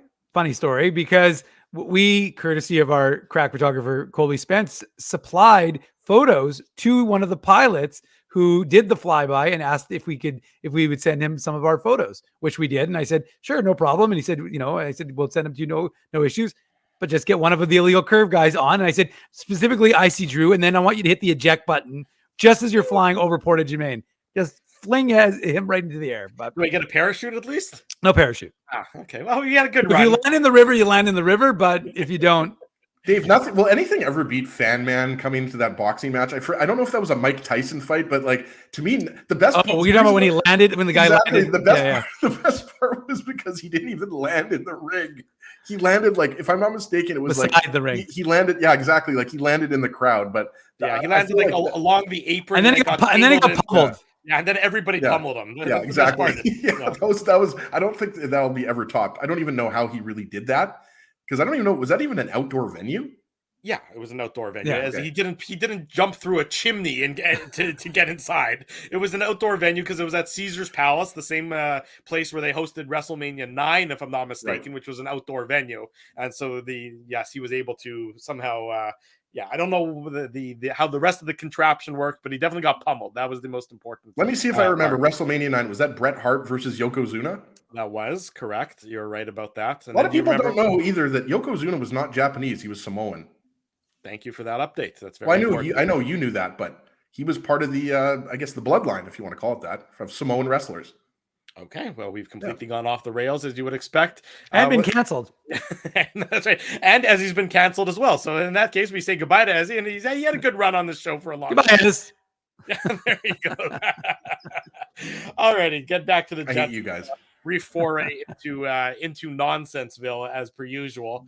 The Jets obviously, if Nikolaj Ehlers comes back into the lineup, and of course that's a big if, given that we still don't know and given the uncertainty. What's fair expectations of him, given that he's been off the ice? He hasn't played since he took that hit from Ryan Hartman. That would have been about 15 days ago or so. 5 goals. What? Pardon me, Dave? 5 goals in one game. 5 goals. That's a fair expectation. Okay. It was on April 11th. That was the okay. Last So game. 11 days ago. Because what stood out to me about that second line in game 2 is that there's no one really driving that line. Look, Nemesnikov is a nice player. He's not a line driver. Wheeler, we know at this point in time, is not a line driver. Niederreiter, a tremendous NHL player, makes everybody better around him, but I don't know that he's an individual line driver himself. Ehlers is a line driver. We know that. We've seen it. We know his underlying numbers. We know the performance that he can put forth. But is it He's the best fair? Jets player at 5-on-5. Right, exactly. Is it fair to expect with the 11 days off, and it's hard to believe he's going to be at 100%. Is it fair to expect that he can step in and be the line driver for that line entering today's game? It's a good question though, Drew, because look no further than Mark Stone. And it's not apples and apples. It's maybe not the best comparison because Mark Stone was out and he had, if I'm not mistaken, boys, he had surgery, right? Wasn't it back surgery? Yeah. So, I mean, that was 3 months as opposed to 11 days. So it's not apples and apples, but it could be, apples and bananas, whatever you want to use. But he's been out for 11 days, but he has been skating, right? So I don't put it this way, Drew. I don't know if you can expect Nikolaj Ehlers to score a hat trick, but I do think that if he comes back into the lineup, he will absolutely have an impact. And I know a lot of people are talking about, how big of an impact can Ehlers have, and is he built for the playoffs and everything like that? Like, look he's a smaller, skilled player. Who has dropped the gloves with the likes of Jamie Benn, by the way. So when we say smaller player, I'm not saying that, he's Meek or anything like that, right? Or Meek Mill. But, what I'm talking about here is that Ehlers will make that line better. That line was not good enough last game 2. And, Ehlers, Nemesnikov, and Wheeler, when that line was put together after Mark Scheifele was moved to the wing, of course, and then the Connor Dubois-Scheifele line was formed, Dave. I mean, that line was really good, right? And there was some question marks, like could Nemesnikov perform as the second line center, right? Because he's more of a winger who can play center. So there's no way that Ehlers makes the Jets worse. Put it that way, Dave. Well, I'll let Dave, you I know. I'll let you jump in on that, Dave, as well, though. With Ehlers back, what do you think happens with the lines if he returns to the lineup, and how does that sort of filter down to everybody else that the Jets have deployed so far? Well, I don't think there's any question. And you guys, we've talked about it throughout this broadcast already in the last few weeks. He made that line work. That Ehlers, Nemesnikov, and Wheeler line seemed to work. And so for me, you put Niederreiter down on the third line. You move Bear into the fourth line. Probably means Gustafsson comes back out of the lineup. And, that's when your Jets team was having success. So, if the old expression, if it ain't broke, don't fix it. Well, Nikolaj Ehlers was broke. So they tried to fix it as best they could or put a temporary Band-Aid on it. Sounds like you're talking about the Tin Man right now from Wizard of the Oz, Dave. Well, I mean, sometimes these hockey players are made of tin. Hang on. Did you just call it Wizard of the Oz? No, I said Wizard of Oz. I heard Wizard of the Oz. I need people in the chat to back me up on this. Drew, one. that's the cocaine in your ears. Drew, that's the cocaine bear T-shirt having an impact on you. But no, I said Wizard of Oz. Okay, Drew, you're not in Kansas Wizard anymore. Of the Oz. Thank you, Kenny's water bottle. He's saying you said Wizard of the Oz as well. Okay, well, you know what? It's almost as if we've got something called replay where we can go back and so Drew, mark the time. Let's not get completely off the rails Dorothy, here. Let Dave continue, Dorothy. Okay. Yeah, seriously. I mean, come on. Although I will say I went to see Wicked, no big deal in London. Pretty good little. Only time I've ever gone to see a play. Yeah, theater. Dave M got fancy. Wicked by Ice Cube is a good song. Wicked. Anywho, no, I mean, look, I don't think there's any question that. Unfortunately, I Smell Great is also saying you said the Oz. Is Spency watching right now? If Spency's watching, he'll know what I'm talking about. Wicked. Spency is here. I don't know. Great Ice Cube. Spency knows his 1990s rap. He'll back me up here.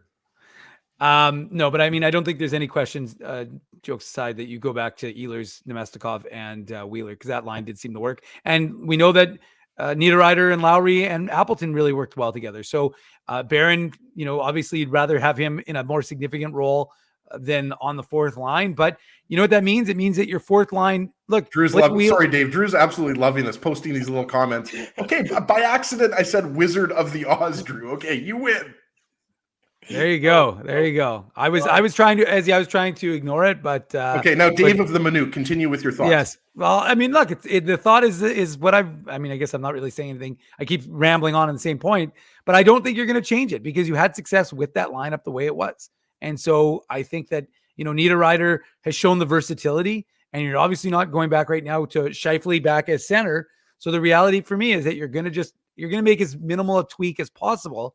And we know that the Jets were playing well when you had that configuration with as I've already discussed, Ehlers, Nemestikov, and Wheeler. And until they decide to go back to Mark Scheifele at center, then I think the only minimal changes you're going to do is just have those guys filter down on the wing. There's a Harry Potter troll in the chat now who's saying, what about wizards? So I don't know how that works at all, but things are happening that I'm really regretting at this point in time. So I don't even know what's happening on this show anymore. But, we are going to play a game of Quidditch before the whiteout party. So maybe that's why we have some that's why I get shot out of on the flyby. That's what I'm doing. I get shot out of the F-18 or whatever. Just on that note, someone did in the chat say that there was someone on CGOB from True North who had said that they were planning a flyby, so we'll see if that ends up happening. But apparently not a troll; it's a real person with Harry Potter. Sorry, Harry Potter theories. Welcome to the chat. Drew, are you like? Is this your first time being on the dolls? Though they're not a troll, but they have troll dolls at home.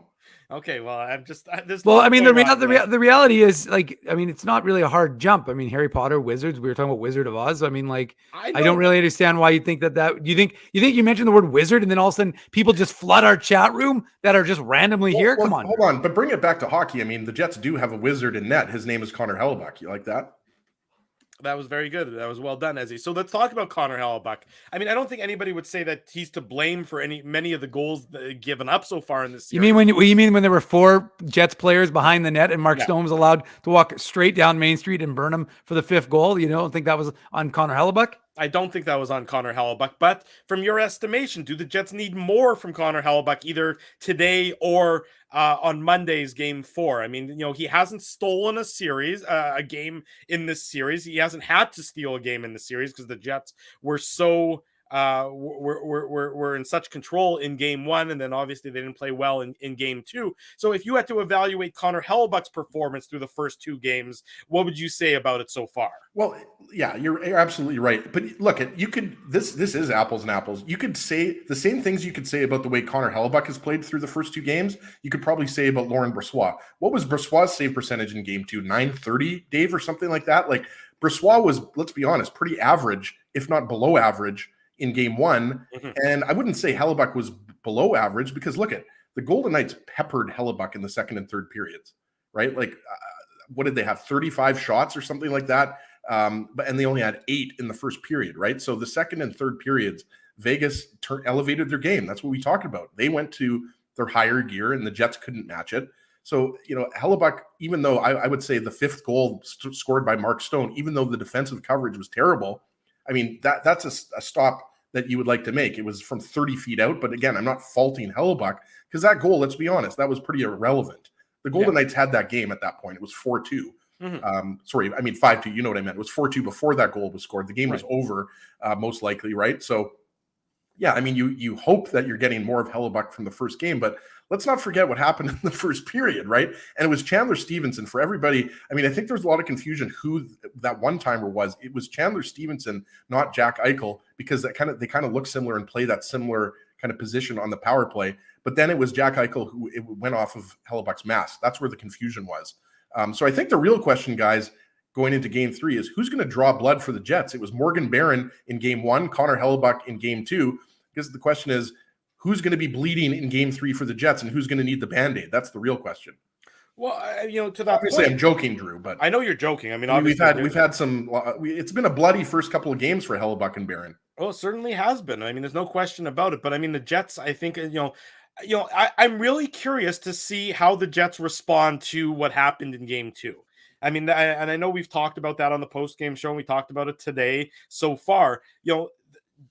Do the Jets team, because this is the first time in a number, since they started this sort of the good stretch of hockey, that they've been humbled, that they've been outplayed badly. So I'm curious to see which Jets team comes back to start. Do they flush? I know you don't flush it, like you don't take any lessons from it, but do they, are they able to sort of find the game that they had been playing so well at, through the first 4 out of 6 periods of this period, Dave, or periods of this series, or does Vegas sort of, have they found their game and the Jets are going to be on their heels again? Because if the Jets are on their heels, Vegas is going to win this series. I mean, I think that's pretty clear.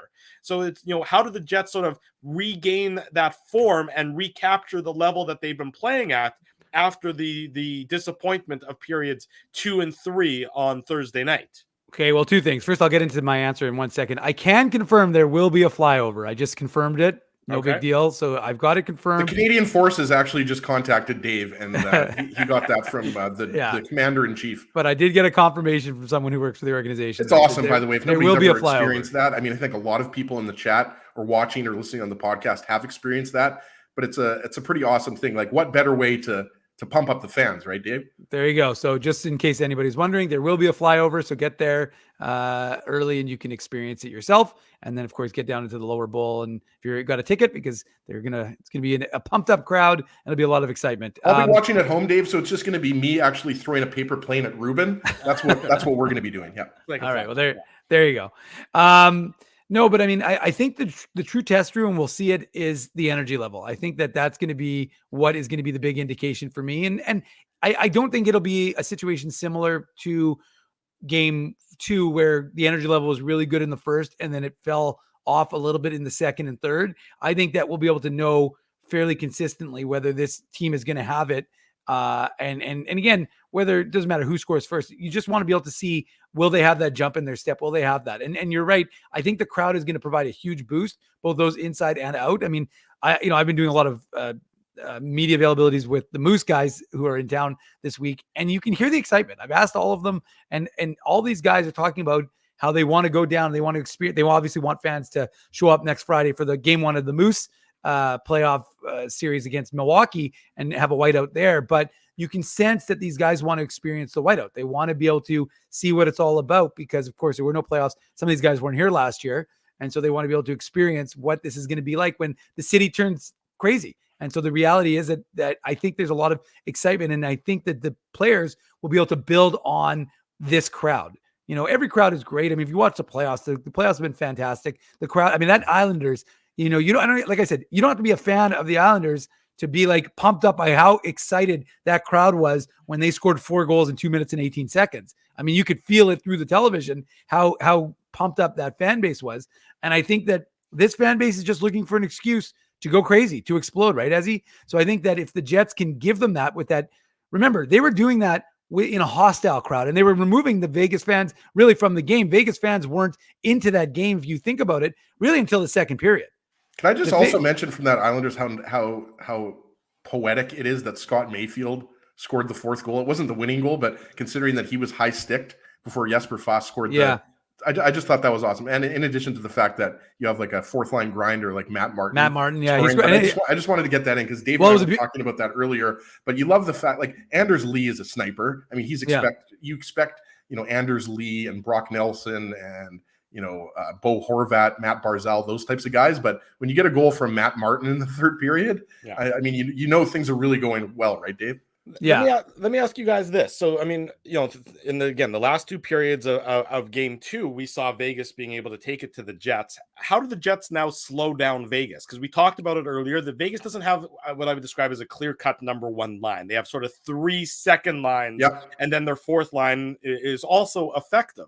So how do the Jets, how do they deploy their players in order to try and slow Vegas down? Or is it just a simple matter of the Jets themselves have to be more on their toes and as a result, that'll just by default slow Vegas down? I mean, I don't think the Jets can get into a track meet against Vegas, but if Vegas is all of a sudden playing at a higher level, how do the Jets match, that level that we saw in game 1? I mean, it goes to the chess match, discussion of the series. Yeah. And both teams have speed. And we talked about it. If you're able to get Nick Ehlers back, even if Ehlers is 75%, right? I mean, let's be honest.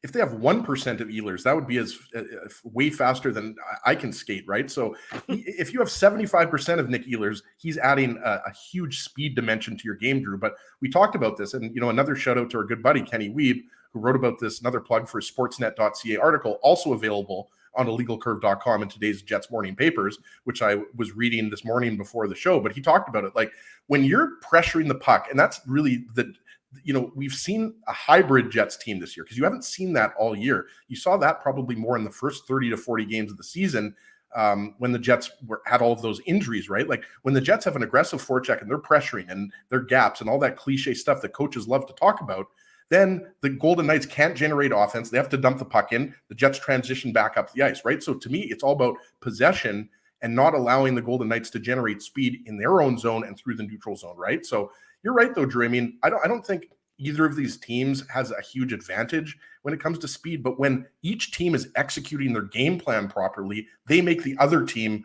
look slow. So obviously, you'd love to score off transition, but the key is don't let the Golden Knights set up in their own zone because we've seen, they have a lot of skilled players when it comes to, Chandler Stevenson, William Karlsson, Jack Eichel, so on and so forth. They've got a lot of good forwards and also their defensemen like Alex Pietrangelo, Shea Theodore, like Nick Hague is an underrated defenseman. They have guys that can jump up into the play. So, I mean, there's no doubt that, the Jets have to get back to that pressure game as far as I'm concerned.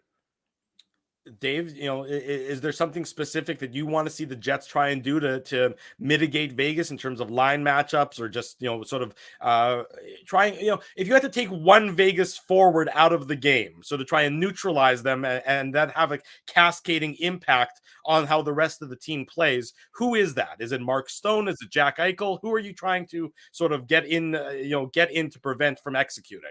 Well, I think those are definitely the two guys that you would for sure want off the board, especially with the way Mark Stone looked in game 2, right? I mean, he didn't dominate it, but he was good enough and he's pumped up. And like we said, he's been off. He hasn't played hockey in a long time. Suddenly you've got him going and he's going to build that momentum up. And so if you're the Jets, I think Mark Stone, because we've talked about how effective he is. I mean, there's a reason why so many teams wanted to trade for him when Ottawa made him available, and why, Vegas and Winnipeg got into a sort of bidding war or a GM war, as like I said, every day it was like whenever I'm at a Moose game, McCrimmon's there, Cheveldayoff's there, Dorian's there. They're all swirling around, but there's a reason why everybody wanted Mark Stone. He's that effective. He's not a center, may as well be a center the way he plays on the wing. Mm-hmm. He is to me the big. We talked about it. Remember when we were previewing this series and we said if Mark Stone is healthy and ready to go, he's going to be a big difference maker in this series. So to me, Mark Stone is that player. Let's bring in from theathletic.com. He covers the Vegas Golden Knights. Jesse Granger joins us on the program now. Jesse, good morning. Welcome to beautiful Winnipeg. How are things? Good morning, guys. It's great. Getting here is an adventure, but once I'm here, I love it. It's the middle of nowhere, right, Jesse? We're just, right. we're 8 hours north of Minneapolis, and then there's not a lot surrounding us. But glad to see you're back and made it safe into Winnipeg. It was really rude of the NHL because there are direct flights from Winnipeg to Vegas a couple times a week. It was just rude of the NHL to not align the games with those direct flights for the benefit of the traveling parties. I mean, I think somebody should send a tersely worded email to the NHL all about that. That's the real problem that we're experiencing here this morning. Yeah, it's very rare living in Vegas to have a hard time finding flights to places. That's one of the few cities that flies everywhere. But yeah, got up here. I only had one layover, wasn't too bad. And I saw the weather. To be honest, I like seeing the numbers on the screen. I expected it to be colder. It wasn't too bad yesterday. So I was texting you, Jesse, right? That we got a little spring dump, but most of the snow is melted, and even though it's still below normal, I'm not a meteorologist, so I'm not sure why I'm giving you a weather report right now, Jesse. But yeah, it's going to be much better than it was 2 or 3 days ago. So I think you came at a better time. Nice. Jesse, we were talking about obviously game 3 and the first 2 games of the series, and I was asking Dave and Ezzy, which, if the Jets had to sort of pick one Vegas forward to try and neutralize, and then that neutralizing that player would have a cascading effect on the rest of the team. I'm going to pose the same question to you. If you had to shut, who is that catalyst for Vegas's success among their forward group? I mean, Mark Stone gets tons of headlines given how important he is. Jack Eichel, we know, is one of the best centermen in the league. From your perspective, watching the team game in and game out, who is the one forward that is sort of the catalyst for everything else that the Golden Knights do? Yeah, I would say definitely Mark Stone. I mean, when Stone's going, this team's different. They're a very different team. He struggled in game 1, and a lot of fans in Vegas and I mean a lot, like a shocking number, were saying, look, we were the 1 seed in the West without him. We put him in, and suddenly the chemistry's messed up. We got to take him out of the lineup. And I wrote a column basically saying, absolutely not. Like, this team can't win the Stanley Cup without Mark Stone being very good. I really do believe that. I think when he's at his best or close to his best, I think Vegas is right up there with some of the other contenders in terms of talent. Without him, they're obviously good enough to get the 1 seed in the West, but you look at their underlying numbers and they don't, and there's a reason Winnipeg was like a toss-up to win this series going in. And it's because the Golden Knights' 5-on-5 numbers and their power play and their penalty kill have not been elite this season. They've been good enough to get wins. But yeah, I would say, and like the other thing is when Mark Stone's going, Chandler Stephenson's going. For whatever reason, those two Chandler Stevenson plays his best hockey when Mark Stone's playing well on his side. And like you saw it in game 2, Stevenson was excellent. He scores the goal, the putback rebound, and then he sets up Mark Stone's goal. I think all 4 of us would have scored that goal. The one Stone just had to tap in because of the great pass by Stevenson. So I think Stevenson's one of their biggest weapons. And I think when Stone is going, Stevenson goes. It's hard. If the Jets can slow Stone down and frustrate him and not let him get going, I think that also affects Chandler Stevenson. Eichel obviously is a big one too.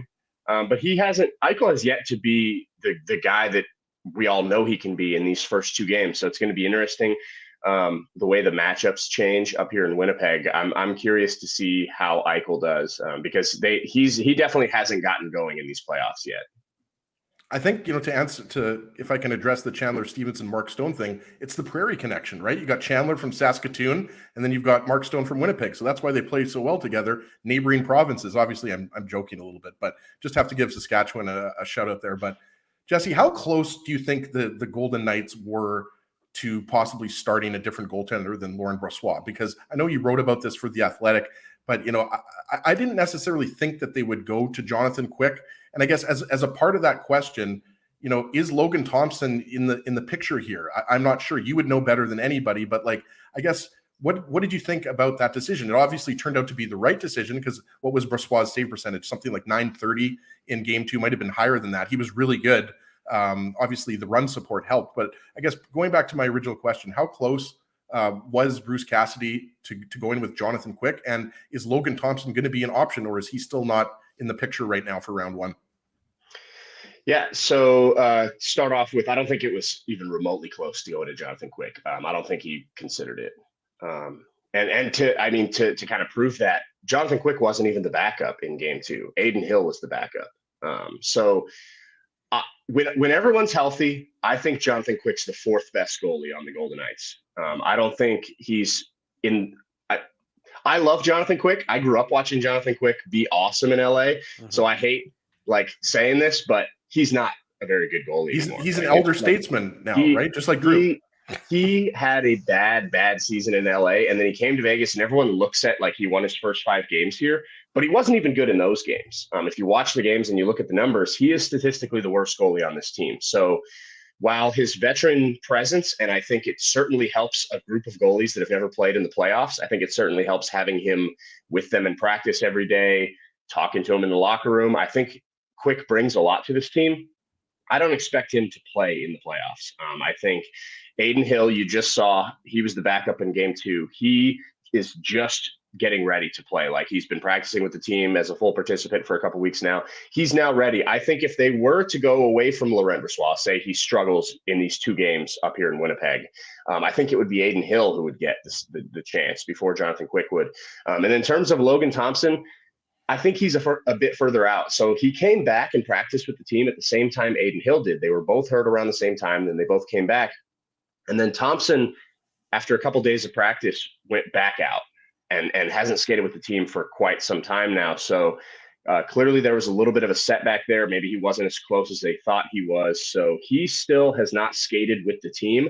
And if you look at Aiden Hill's timeline, it took a couple weeks of practicing with the team before they were willing to put him as the backup. So I don't think Logan Thompson is particularly close to a return. I would say it would shock me if he was ready to play at any point in this series. So it looks like it's going to be Brossoit, and then if he falters, maybe Aiden Hill. Jesse Granger is our guest Saturday morning. You're watching the Illegal Curve hockey show. Jesse covers the Golden Knights for theathletic.com. Game 3 between the Jets and the Knights goes this afternoon. The post-game show, assuming everything doesn't have overtime, etc., around 6 o'clock tonight for the post-game show after the Jets and the Golden Knights.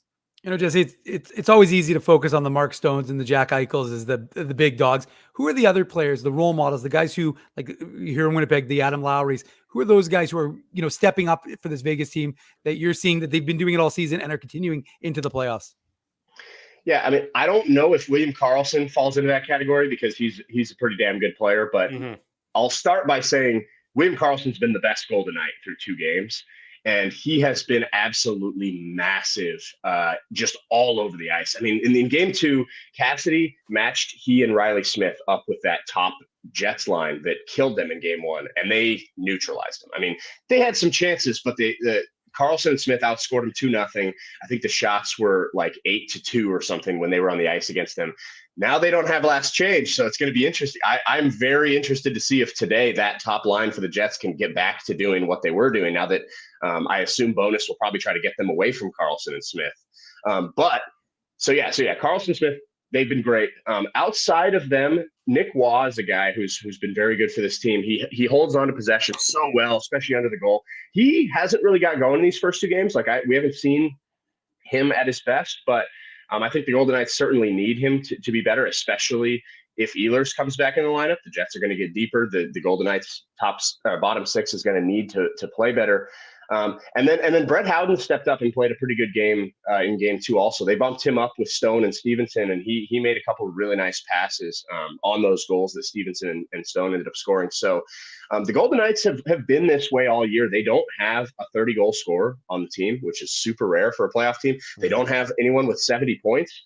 They have scored with a lot of guys, or they've won with a lot of guys scoring 10, 12 goals. Keegan Colasar has been good. Obviously a Manitoba guy.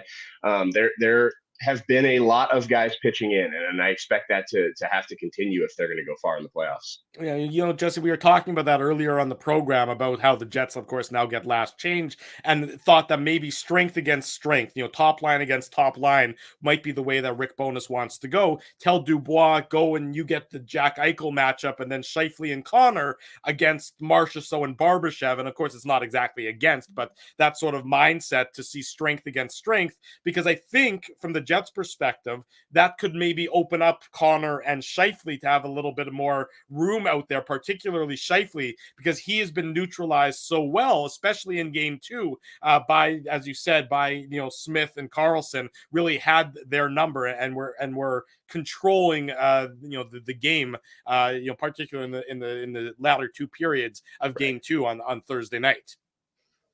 Yeah. And then the other thing is not just to look at the forward matchups, but the defensive pairs and how they've played against the Jets. Bruce Cassidy has leaned super heavily on Alec Martinez and Alex Pietrangelo, that top pairing. Shea Theodore, obviously a very good defenseman, but he isn't as good defensively as Pietrangelo and Martinez are. So he's kind of hid him a little bit. Cassidy has not leaned on Theodore as much as he has Pietrangelo and Martinez. So I'm interested to see if the Jets can get their top guys out against Theodore and McNabb. And also McNabb looks a little banged up. I mean, he landed that big hit along the wall, went to the bench gingerly, and did not look himself after that. So you've got a guy in Theodore who is spectacular, but isn't fully healthy himself and isn't the best defensively, and McNabb, who looks a little compromised. If the Jets can get their top guys away from Pietrangelo and Martinez, I think it would help them too. I'm not going to ask you a question about him, but it's just an opportunity for me to shout out the Sioux Valley Dakota Nation, Zach Whitecloud. I thought Whitecloud was phenomenal in round 2. And if you ask these guys, I mean, I just love the way he plays. I love that style of defenseman, like physical, can chip in about offensively. So I just wanted to mention that, Jesse. I'm sure you would agree with Whitecloud's game in game 2. Not saying that he wasn't good in game 1, but to me, he was really noticeable, just breaking up plays and everything like that. And I wanted to ask you about Mr. Hot Dog himself, who's going to play number 9, playoff game 99 tonight, which I think would be the most in the series. If I'm not mistaken, it would be right up there. Phil Kessel, and he's got a couple assists in the first couple of games. And, everybody always wants to point to the 35-year-old and say that he looks slow out there. To me, it's just those subtle little plays, the smart plays that he makes, the little passes in tight, and just the decisions with the puck. Like, I guess, what have you seen from Phil Kessel? Because he's not playing an insignificant role. It's not like Kessel's buried on the 4th line. He's playing with Wild Bill and he's playing with Riley Smith. I thought he's been good so far in this series. He has. Game 1, not so good, but there weren't many Golden Knights that were good in game 1. So we'll give him a pass there. Game 2, I thought he was very good. Cassidy brought him up after the game, unprompted. And Cassidy has had his battles with Kessel this year, trying to get him to be stronger along the walls, trying to get him to reload and back check and do all the things other than when the puck's on your stick that Kessel has been known to not be great at times. He brought it up in the postgame. Like, Phil has been so determined and so committed to reloading, back checking. He's been flying around. You mentioned 35, but like, when he wants to, his wheels are still pretty good. Like, he's got the legs to do it when he wants to. So yeah, I think Kessel's been very good. I think it's easy to play with Smith and Carlson. Those two, their chemistry, I mean, they've been playing together for 6 years. Their chemistry is so good that it seems like whoever the Golden Knights plug in there, it's been Michael Amadio at times. It was the rookie Pavel Dorofeyev at times, who's sitting in the press box right now, but ready to go if they need him. And now Phil Kessel has jumped up there and has played really well. He just, like you said, it's the little plays. He holds on to pucks in corners. He opens up ice by skating through the center lane drive when they're coming in on the rush. He's just a really smart player, and I think he thrives in this time of the year. He's a guy who knows how to play these games, and I think he definitely, like you mentioned, he's not playing a small role. The Golden Knights are really relying on him. Jesse, we only ask the hard-hitting questions here on Illegal Curve, so I've got to ask you. I got to ask you the tough one. I was listening to it. I was reading your article, and I was like, well, I didn't know if I knew the song, but of course, then I started listening to it. I was bopping a little bit while you were answering Ezzy's question, but We Are Never Going Home. Kungs, the Golden Knights. And you know what? It's funny. We make fun. It's a joke, but like, it is one of those things that rallies players and they get excited about. I remember years ago, the Jets were playing Celine Dion's song, and it was like this funny moment, but it does kind of. Don't worry, Jesse, we're not going to play Celine Dion. I know you think because we're Canadian, we have to always play Celine Dion. Well, she does have a residency in Vegas, I think, or did for so many years. So, so there is a tie there. But anyways, no, but you wrote a really interesting article because I think it is fun, and I know the Jets teased out. I don't know if they actually revealed what the Jets winning song is, but it is funny how the Vegas, and it makes you realize how good, to tie into this game, how good a road team this Vegas Golden Knights team has been the entirety of this year. Yeah. So for anyone that doesn't know, their win song is "We Are Never Going Home" by the Kungs, and it started early in the year. They had like a long 10-day, 5-game trip, and then they had another long one back to back after that. And they're like, man, we're like constantly on the road. It feels like we haven't been home in a month. And they started playing this song in the locker room, and it's if you haven't heard it, it's the like it'll get stuck in your head for the rest of time if you do listen to it. It's a really catchy song. I like it, but yeah. They've kind of taken on this like they struggled at T-Mobile Arena this year. They played a little better down the stretch, but for the first half of the season, they were just flat out bad at home. And they really relied on how good they were playing on the road to stay atop the Pacific Division and to stay in first place in the Western Conference. This team has been very good on the road. The only team with a better record than them on the road is Boston, and Boston has a better record than everyone everywhere because that team didn't lose. Yeah, I think they're excited coming up here. This is obviously a really challenging environment to play in. I haven't been up here since the conference final. I'm excited to see what that building's like tonight. I know it's going to be insanely loud, but the Golden Knights have been so good on the road. They are looking forward to it. They are ready for this challenge. This team has proven that they can win on the road. They're ready for it, and the win song kind of just goes along with that. What do you attribute that success on the road to, Jesse? I mean, the Jets were sort of the reverse of that. The Jets were a great home team this year and were decidedly average on the road, which is sort of what you expect. So, what do you attribute the success on the road and the struggles at home to for the Vegas Golden Knights this season? I think the struggles at home are hard to explain. I honestly don't know what happened there. T-Mobile's obviously a very good building to play in. It's packed every night. I don't know, but on the road, I think their depth is a big part of that, right? Like I mentioned earlier, they don't have the star players. They don't have a star line. Even right now, you look at it, it's hard to pick which of the top 3 lines is their best line right now. Like Carlson That's why I Smith, said, Jesse, it's almost like you have 3 second lines, right? Yes, Carlson Smith has probably been the best line so far, but then Stone and Stevenson were great in game 2, and Eichel and Marchessault can explode at any moment. I think the fact that the matchups don't really matter to them has helped them on the road, not just the forwards, but the defense. You mentioned Whitecloud. He and Haig are probably the best bottom pair in the NHL, or one of the best bottom pairs in the NHL. And they can be trusted against basically any forward line. Cassidy does not care. He'll throw them out there against anyone. So I think when you're on the road, you don't worry about the matchups. You kind of just roll your 4 lines and you roll your 3 pairs, and it just feels like there's a better rhythm. Cassidy has even mentioned, like, maybe I should do that at home more often, not worry about the matchups, because it feels like we play our best hockey when we're not thinking too much. We're just kind of rolling everybody out there. We get going. One line builds on the next line, builds on the next line. And it'll be interesting to see if they can do that today. It's like I said, it's going to be tough. I expect the Jets to be really good today in this environment. But this team has done good when they've done well when they play simple hockey. They don't try to be too fancy through the neutral zone. They don't try to get their matchups exactly right. They just kind of go out there and play. Last question for you, Jesse. We know the struggles of the Golden Knights power play. They almost broke through in game 2, if it wasn't for Connor Hellebuck making that tremendous glove save in the first period when there was that stretch of man advantages. From your perspective, having watched the Golden Knights all season long, do you see any signs of improvement on that power play through the first 2 games, or is this basically the same struggles that you've been watching? I think you already got your answer there, Drew. Yeah, I saw the head shaking there already, and and it's not just for the season long. This team's power play has been very, very bad for a long time. I mean, we're talking, it's a big reason Pete DeBoer is no longer the coach here. And even before him, under Gerard Gallant, it struggled. And it doesn't make any sense. You look at the players on the ice and you say, how is this power play not good? You've got Jack Eichel, Mark Stone, Shea Theodore, Alex Pietrangelo, William Karlsson, Riley Smith. Like, this power play how do you not figure this out over 3 years? And they haven't.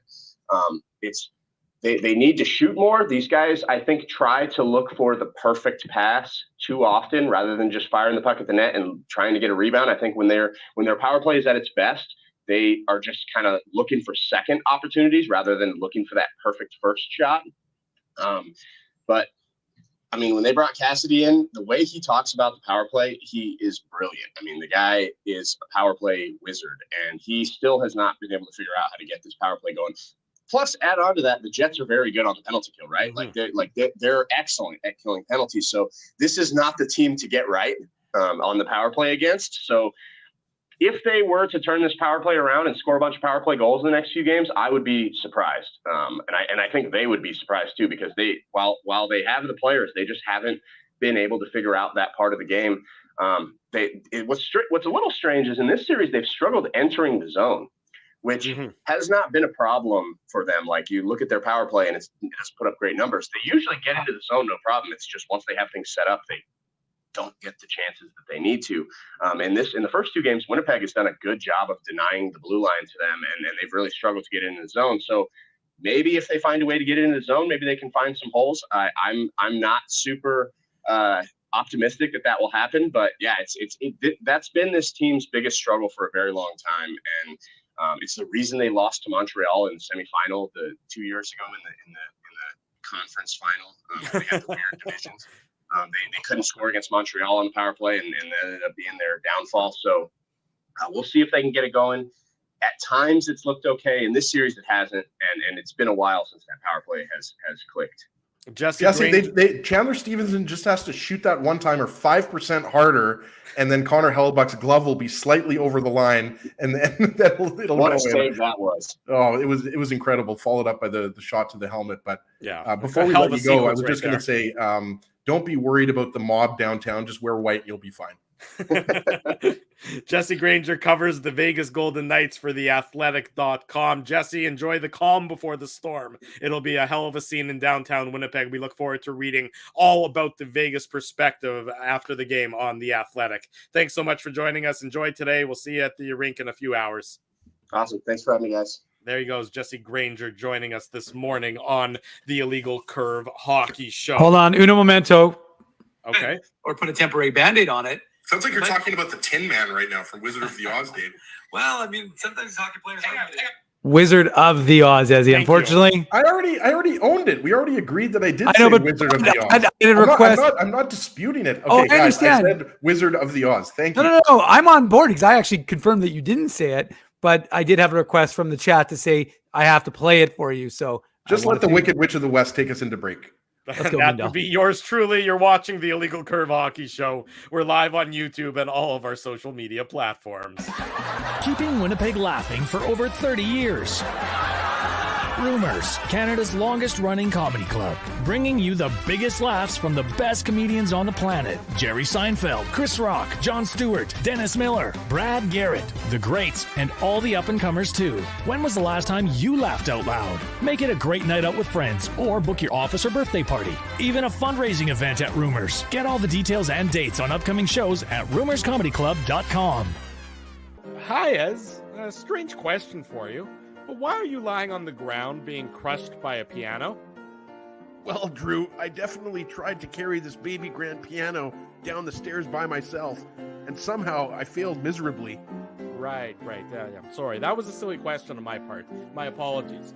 Would you like me to call Rolly's Transfer Moving and Storage to help you move the piano? They are the most experienced piano moving company in Winnipeg, after all. Yes, please call Rolly's and hurry. This piano is very, very heavy.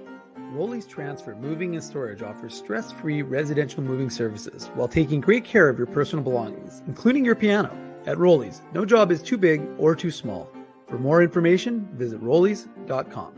Hi, it's Drew from Illegal Curve here. Selling your home can be stressful, but it wasn't for me. Thanks to my friends at Zappia Group Realty, they made the process so easy. My home sold within 48 hours and with multiple offers. Zappia Group Realty took care of everything with their exquisite customer service and attention to detail. If you want to sell your home for more in less time, get started by talking to Frank and Mauro Zappia of Zappia Group Realty. Online at zappiagroup.com.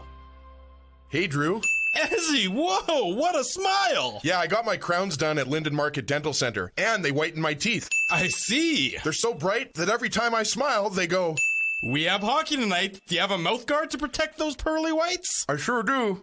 Whoa, they even ting through the mouth guard. Linden Market Dental Center covers all your dental needs from restorative to cosmetic dentistry and will fit you with a sports guard for that active lifestyle. 877 Waverly. See lindenmarketdental.com. Boston Pizza harnessed Fanalytics to help optimize no-look dipping. Ooh, making adjustments so you can stay focused on the game. The playoffs at Boston Pizza, powered by Fanalytics.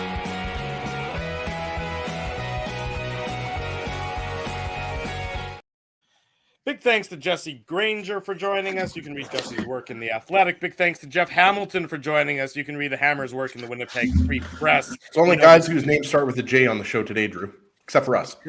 Jesse and Jeff, but unfortunately I'm not Drew. Well, Drew, I guess, could be technically with a J if I wanted to change the spelling. I'm not sure that Dave or Ezra could ever be. I don't know if Sheldon and Tanis would like that, but yeah, you could do that.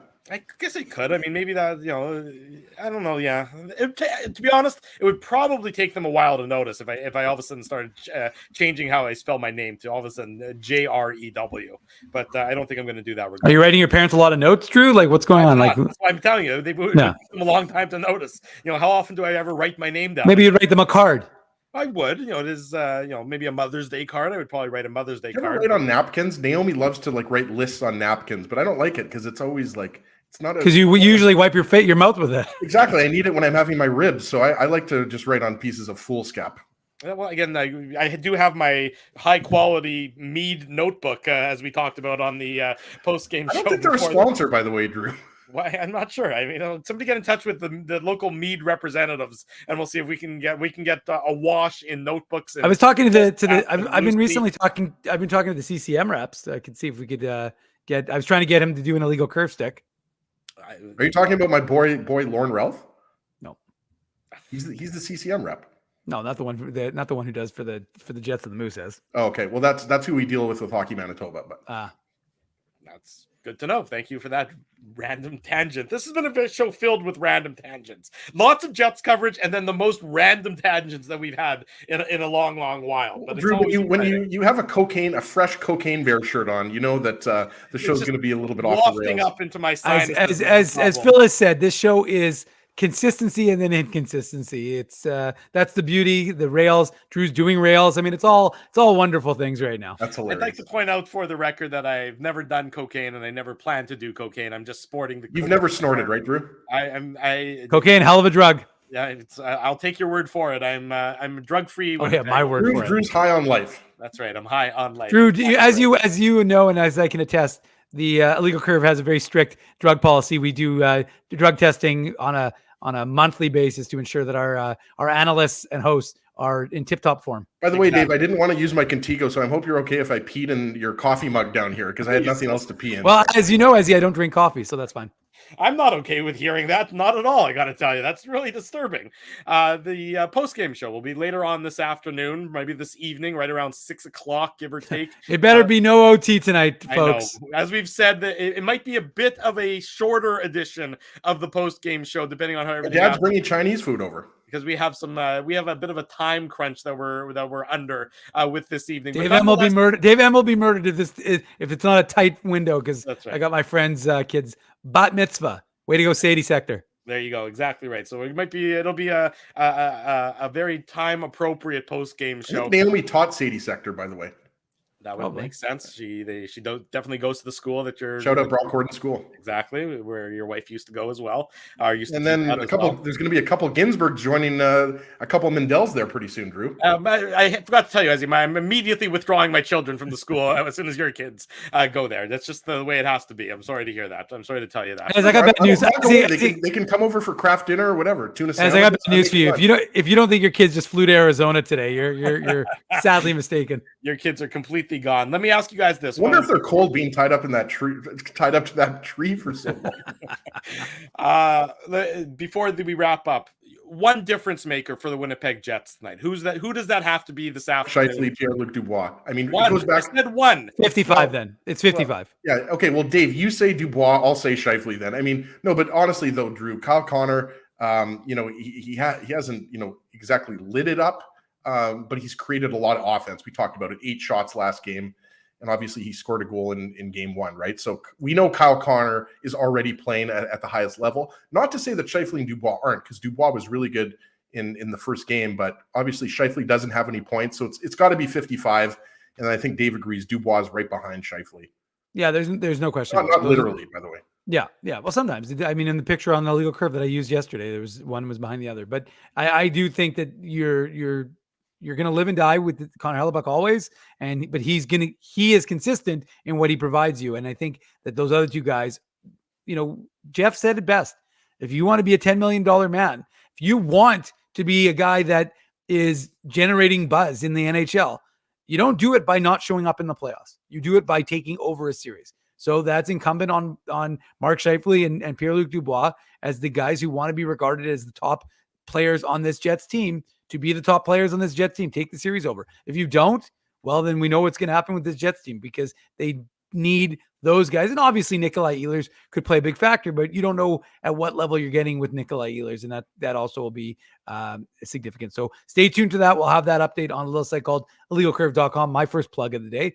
But we'll have that as soon as Rick Bowness speaks. We'll have it up on the website in the pregame report. So be sure to check back for that.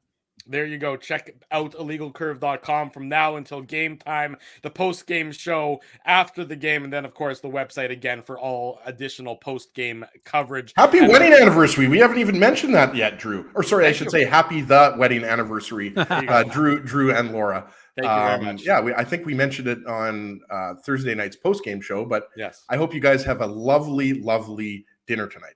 Thank you very much. I appreciate the good wishes and the good tidings. And yes, it is now 11 years that my wife has managed to put up with me. So she is certainly ready for sainthood for having to deal with that on a regular basis.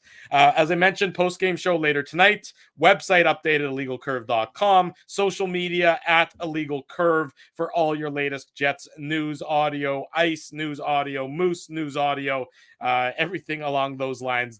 Dave's showing off the Illegal Curve shirt. Ezzy's showing off the shirt from our buddy's bachelor party. It's my main man, Hartsey. No, his 40th birthday. 40th birthday. Which didn't happen because somebody had COVID or somebody was sick. That's right. But we got the T-shirts made. So there you go. Hartsey's my boy, and shout out to Hartsey. He lived with me. He owned a house with me for 5 years. So speaking of someone who deserves some type of medal or recognition, anybody who can put up with me for that long and stay friends with me for that long deserves recognition. There is no question about that. A big thank you to all the sponsors of Illegal Curve who make the Saturday show, the post-game show, and the website a possibility. Our friends at Rumors Restaurant and Comedy Club, Linden Market Dental Center, Zappia Group Realty, Betway, Tough Duck, Boston Pizza, Seagram's, Rolly's Transfer, Grid Park, and The Keg support these fine businesses because of their continued support of Illegal Curve Hockey. We'll be back later tonight for the post-game show around 6 o'clock or thereabouts. In the meantime, as I said, illegalcurve.com and our social media feeds are where you need to be for all your latest Jets news and coverage. For Dave Minuk, for Ezra Ginsburg, I'm your host, Drew Mindell. Thanks, everyone, for joining us this morning. We'll see you again in a few hours' time. Enjoy Game 3. This has been the Illegal Curve Hockey Show.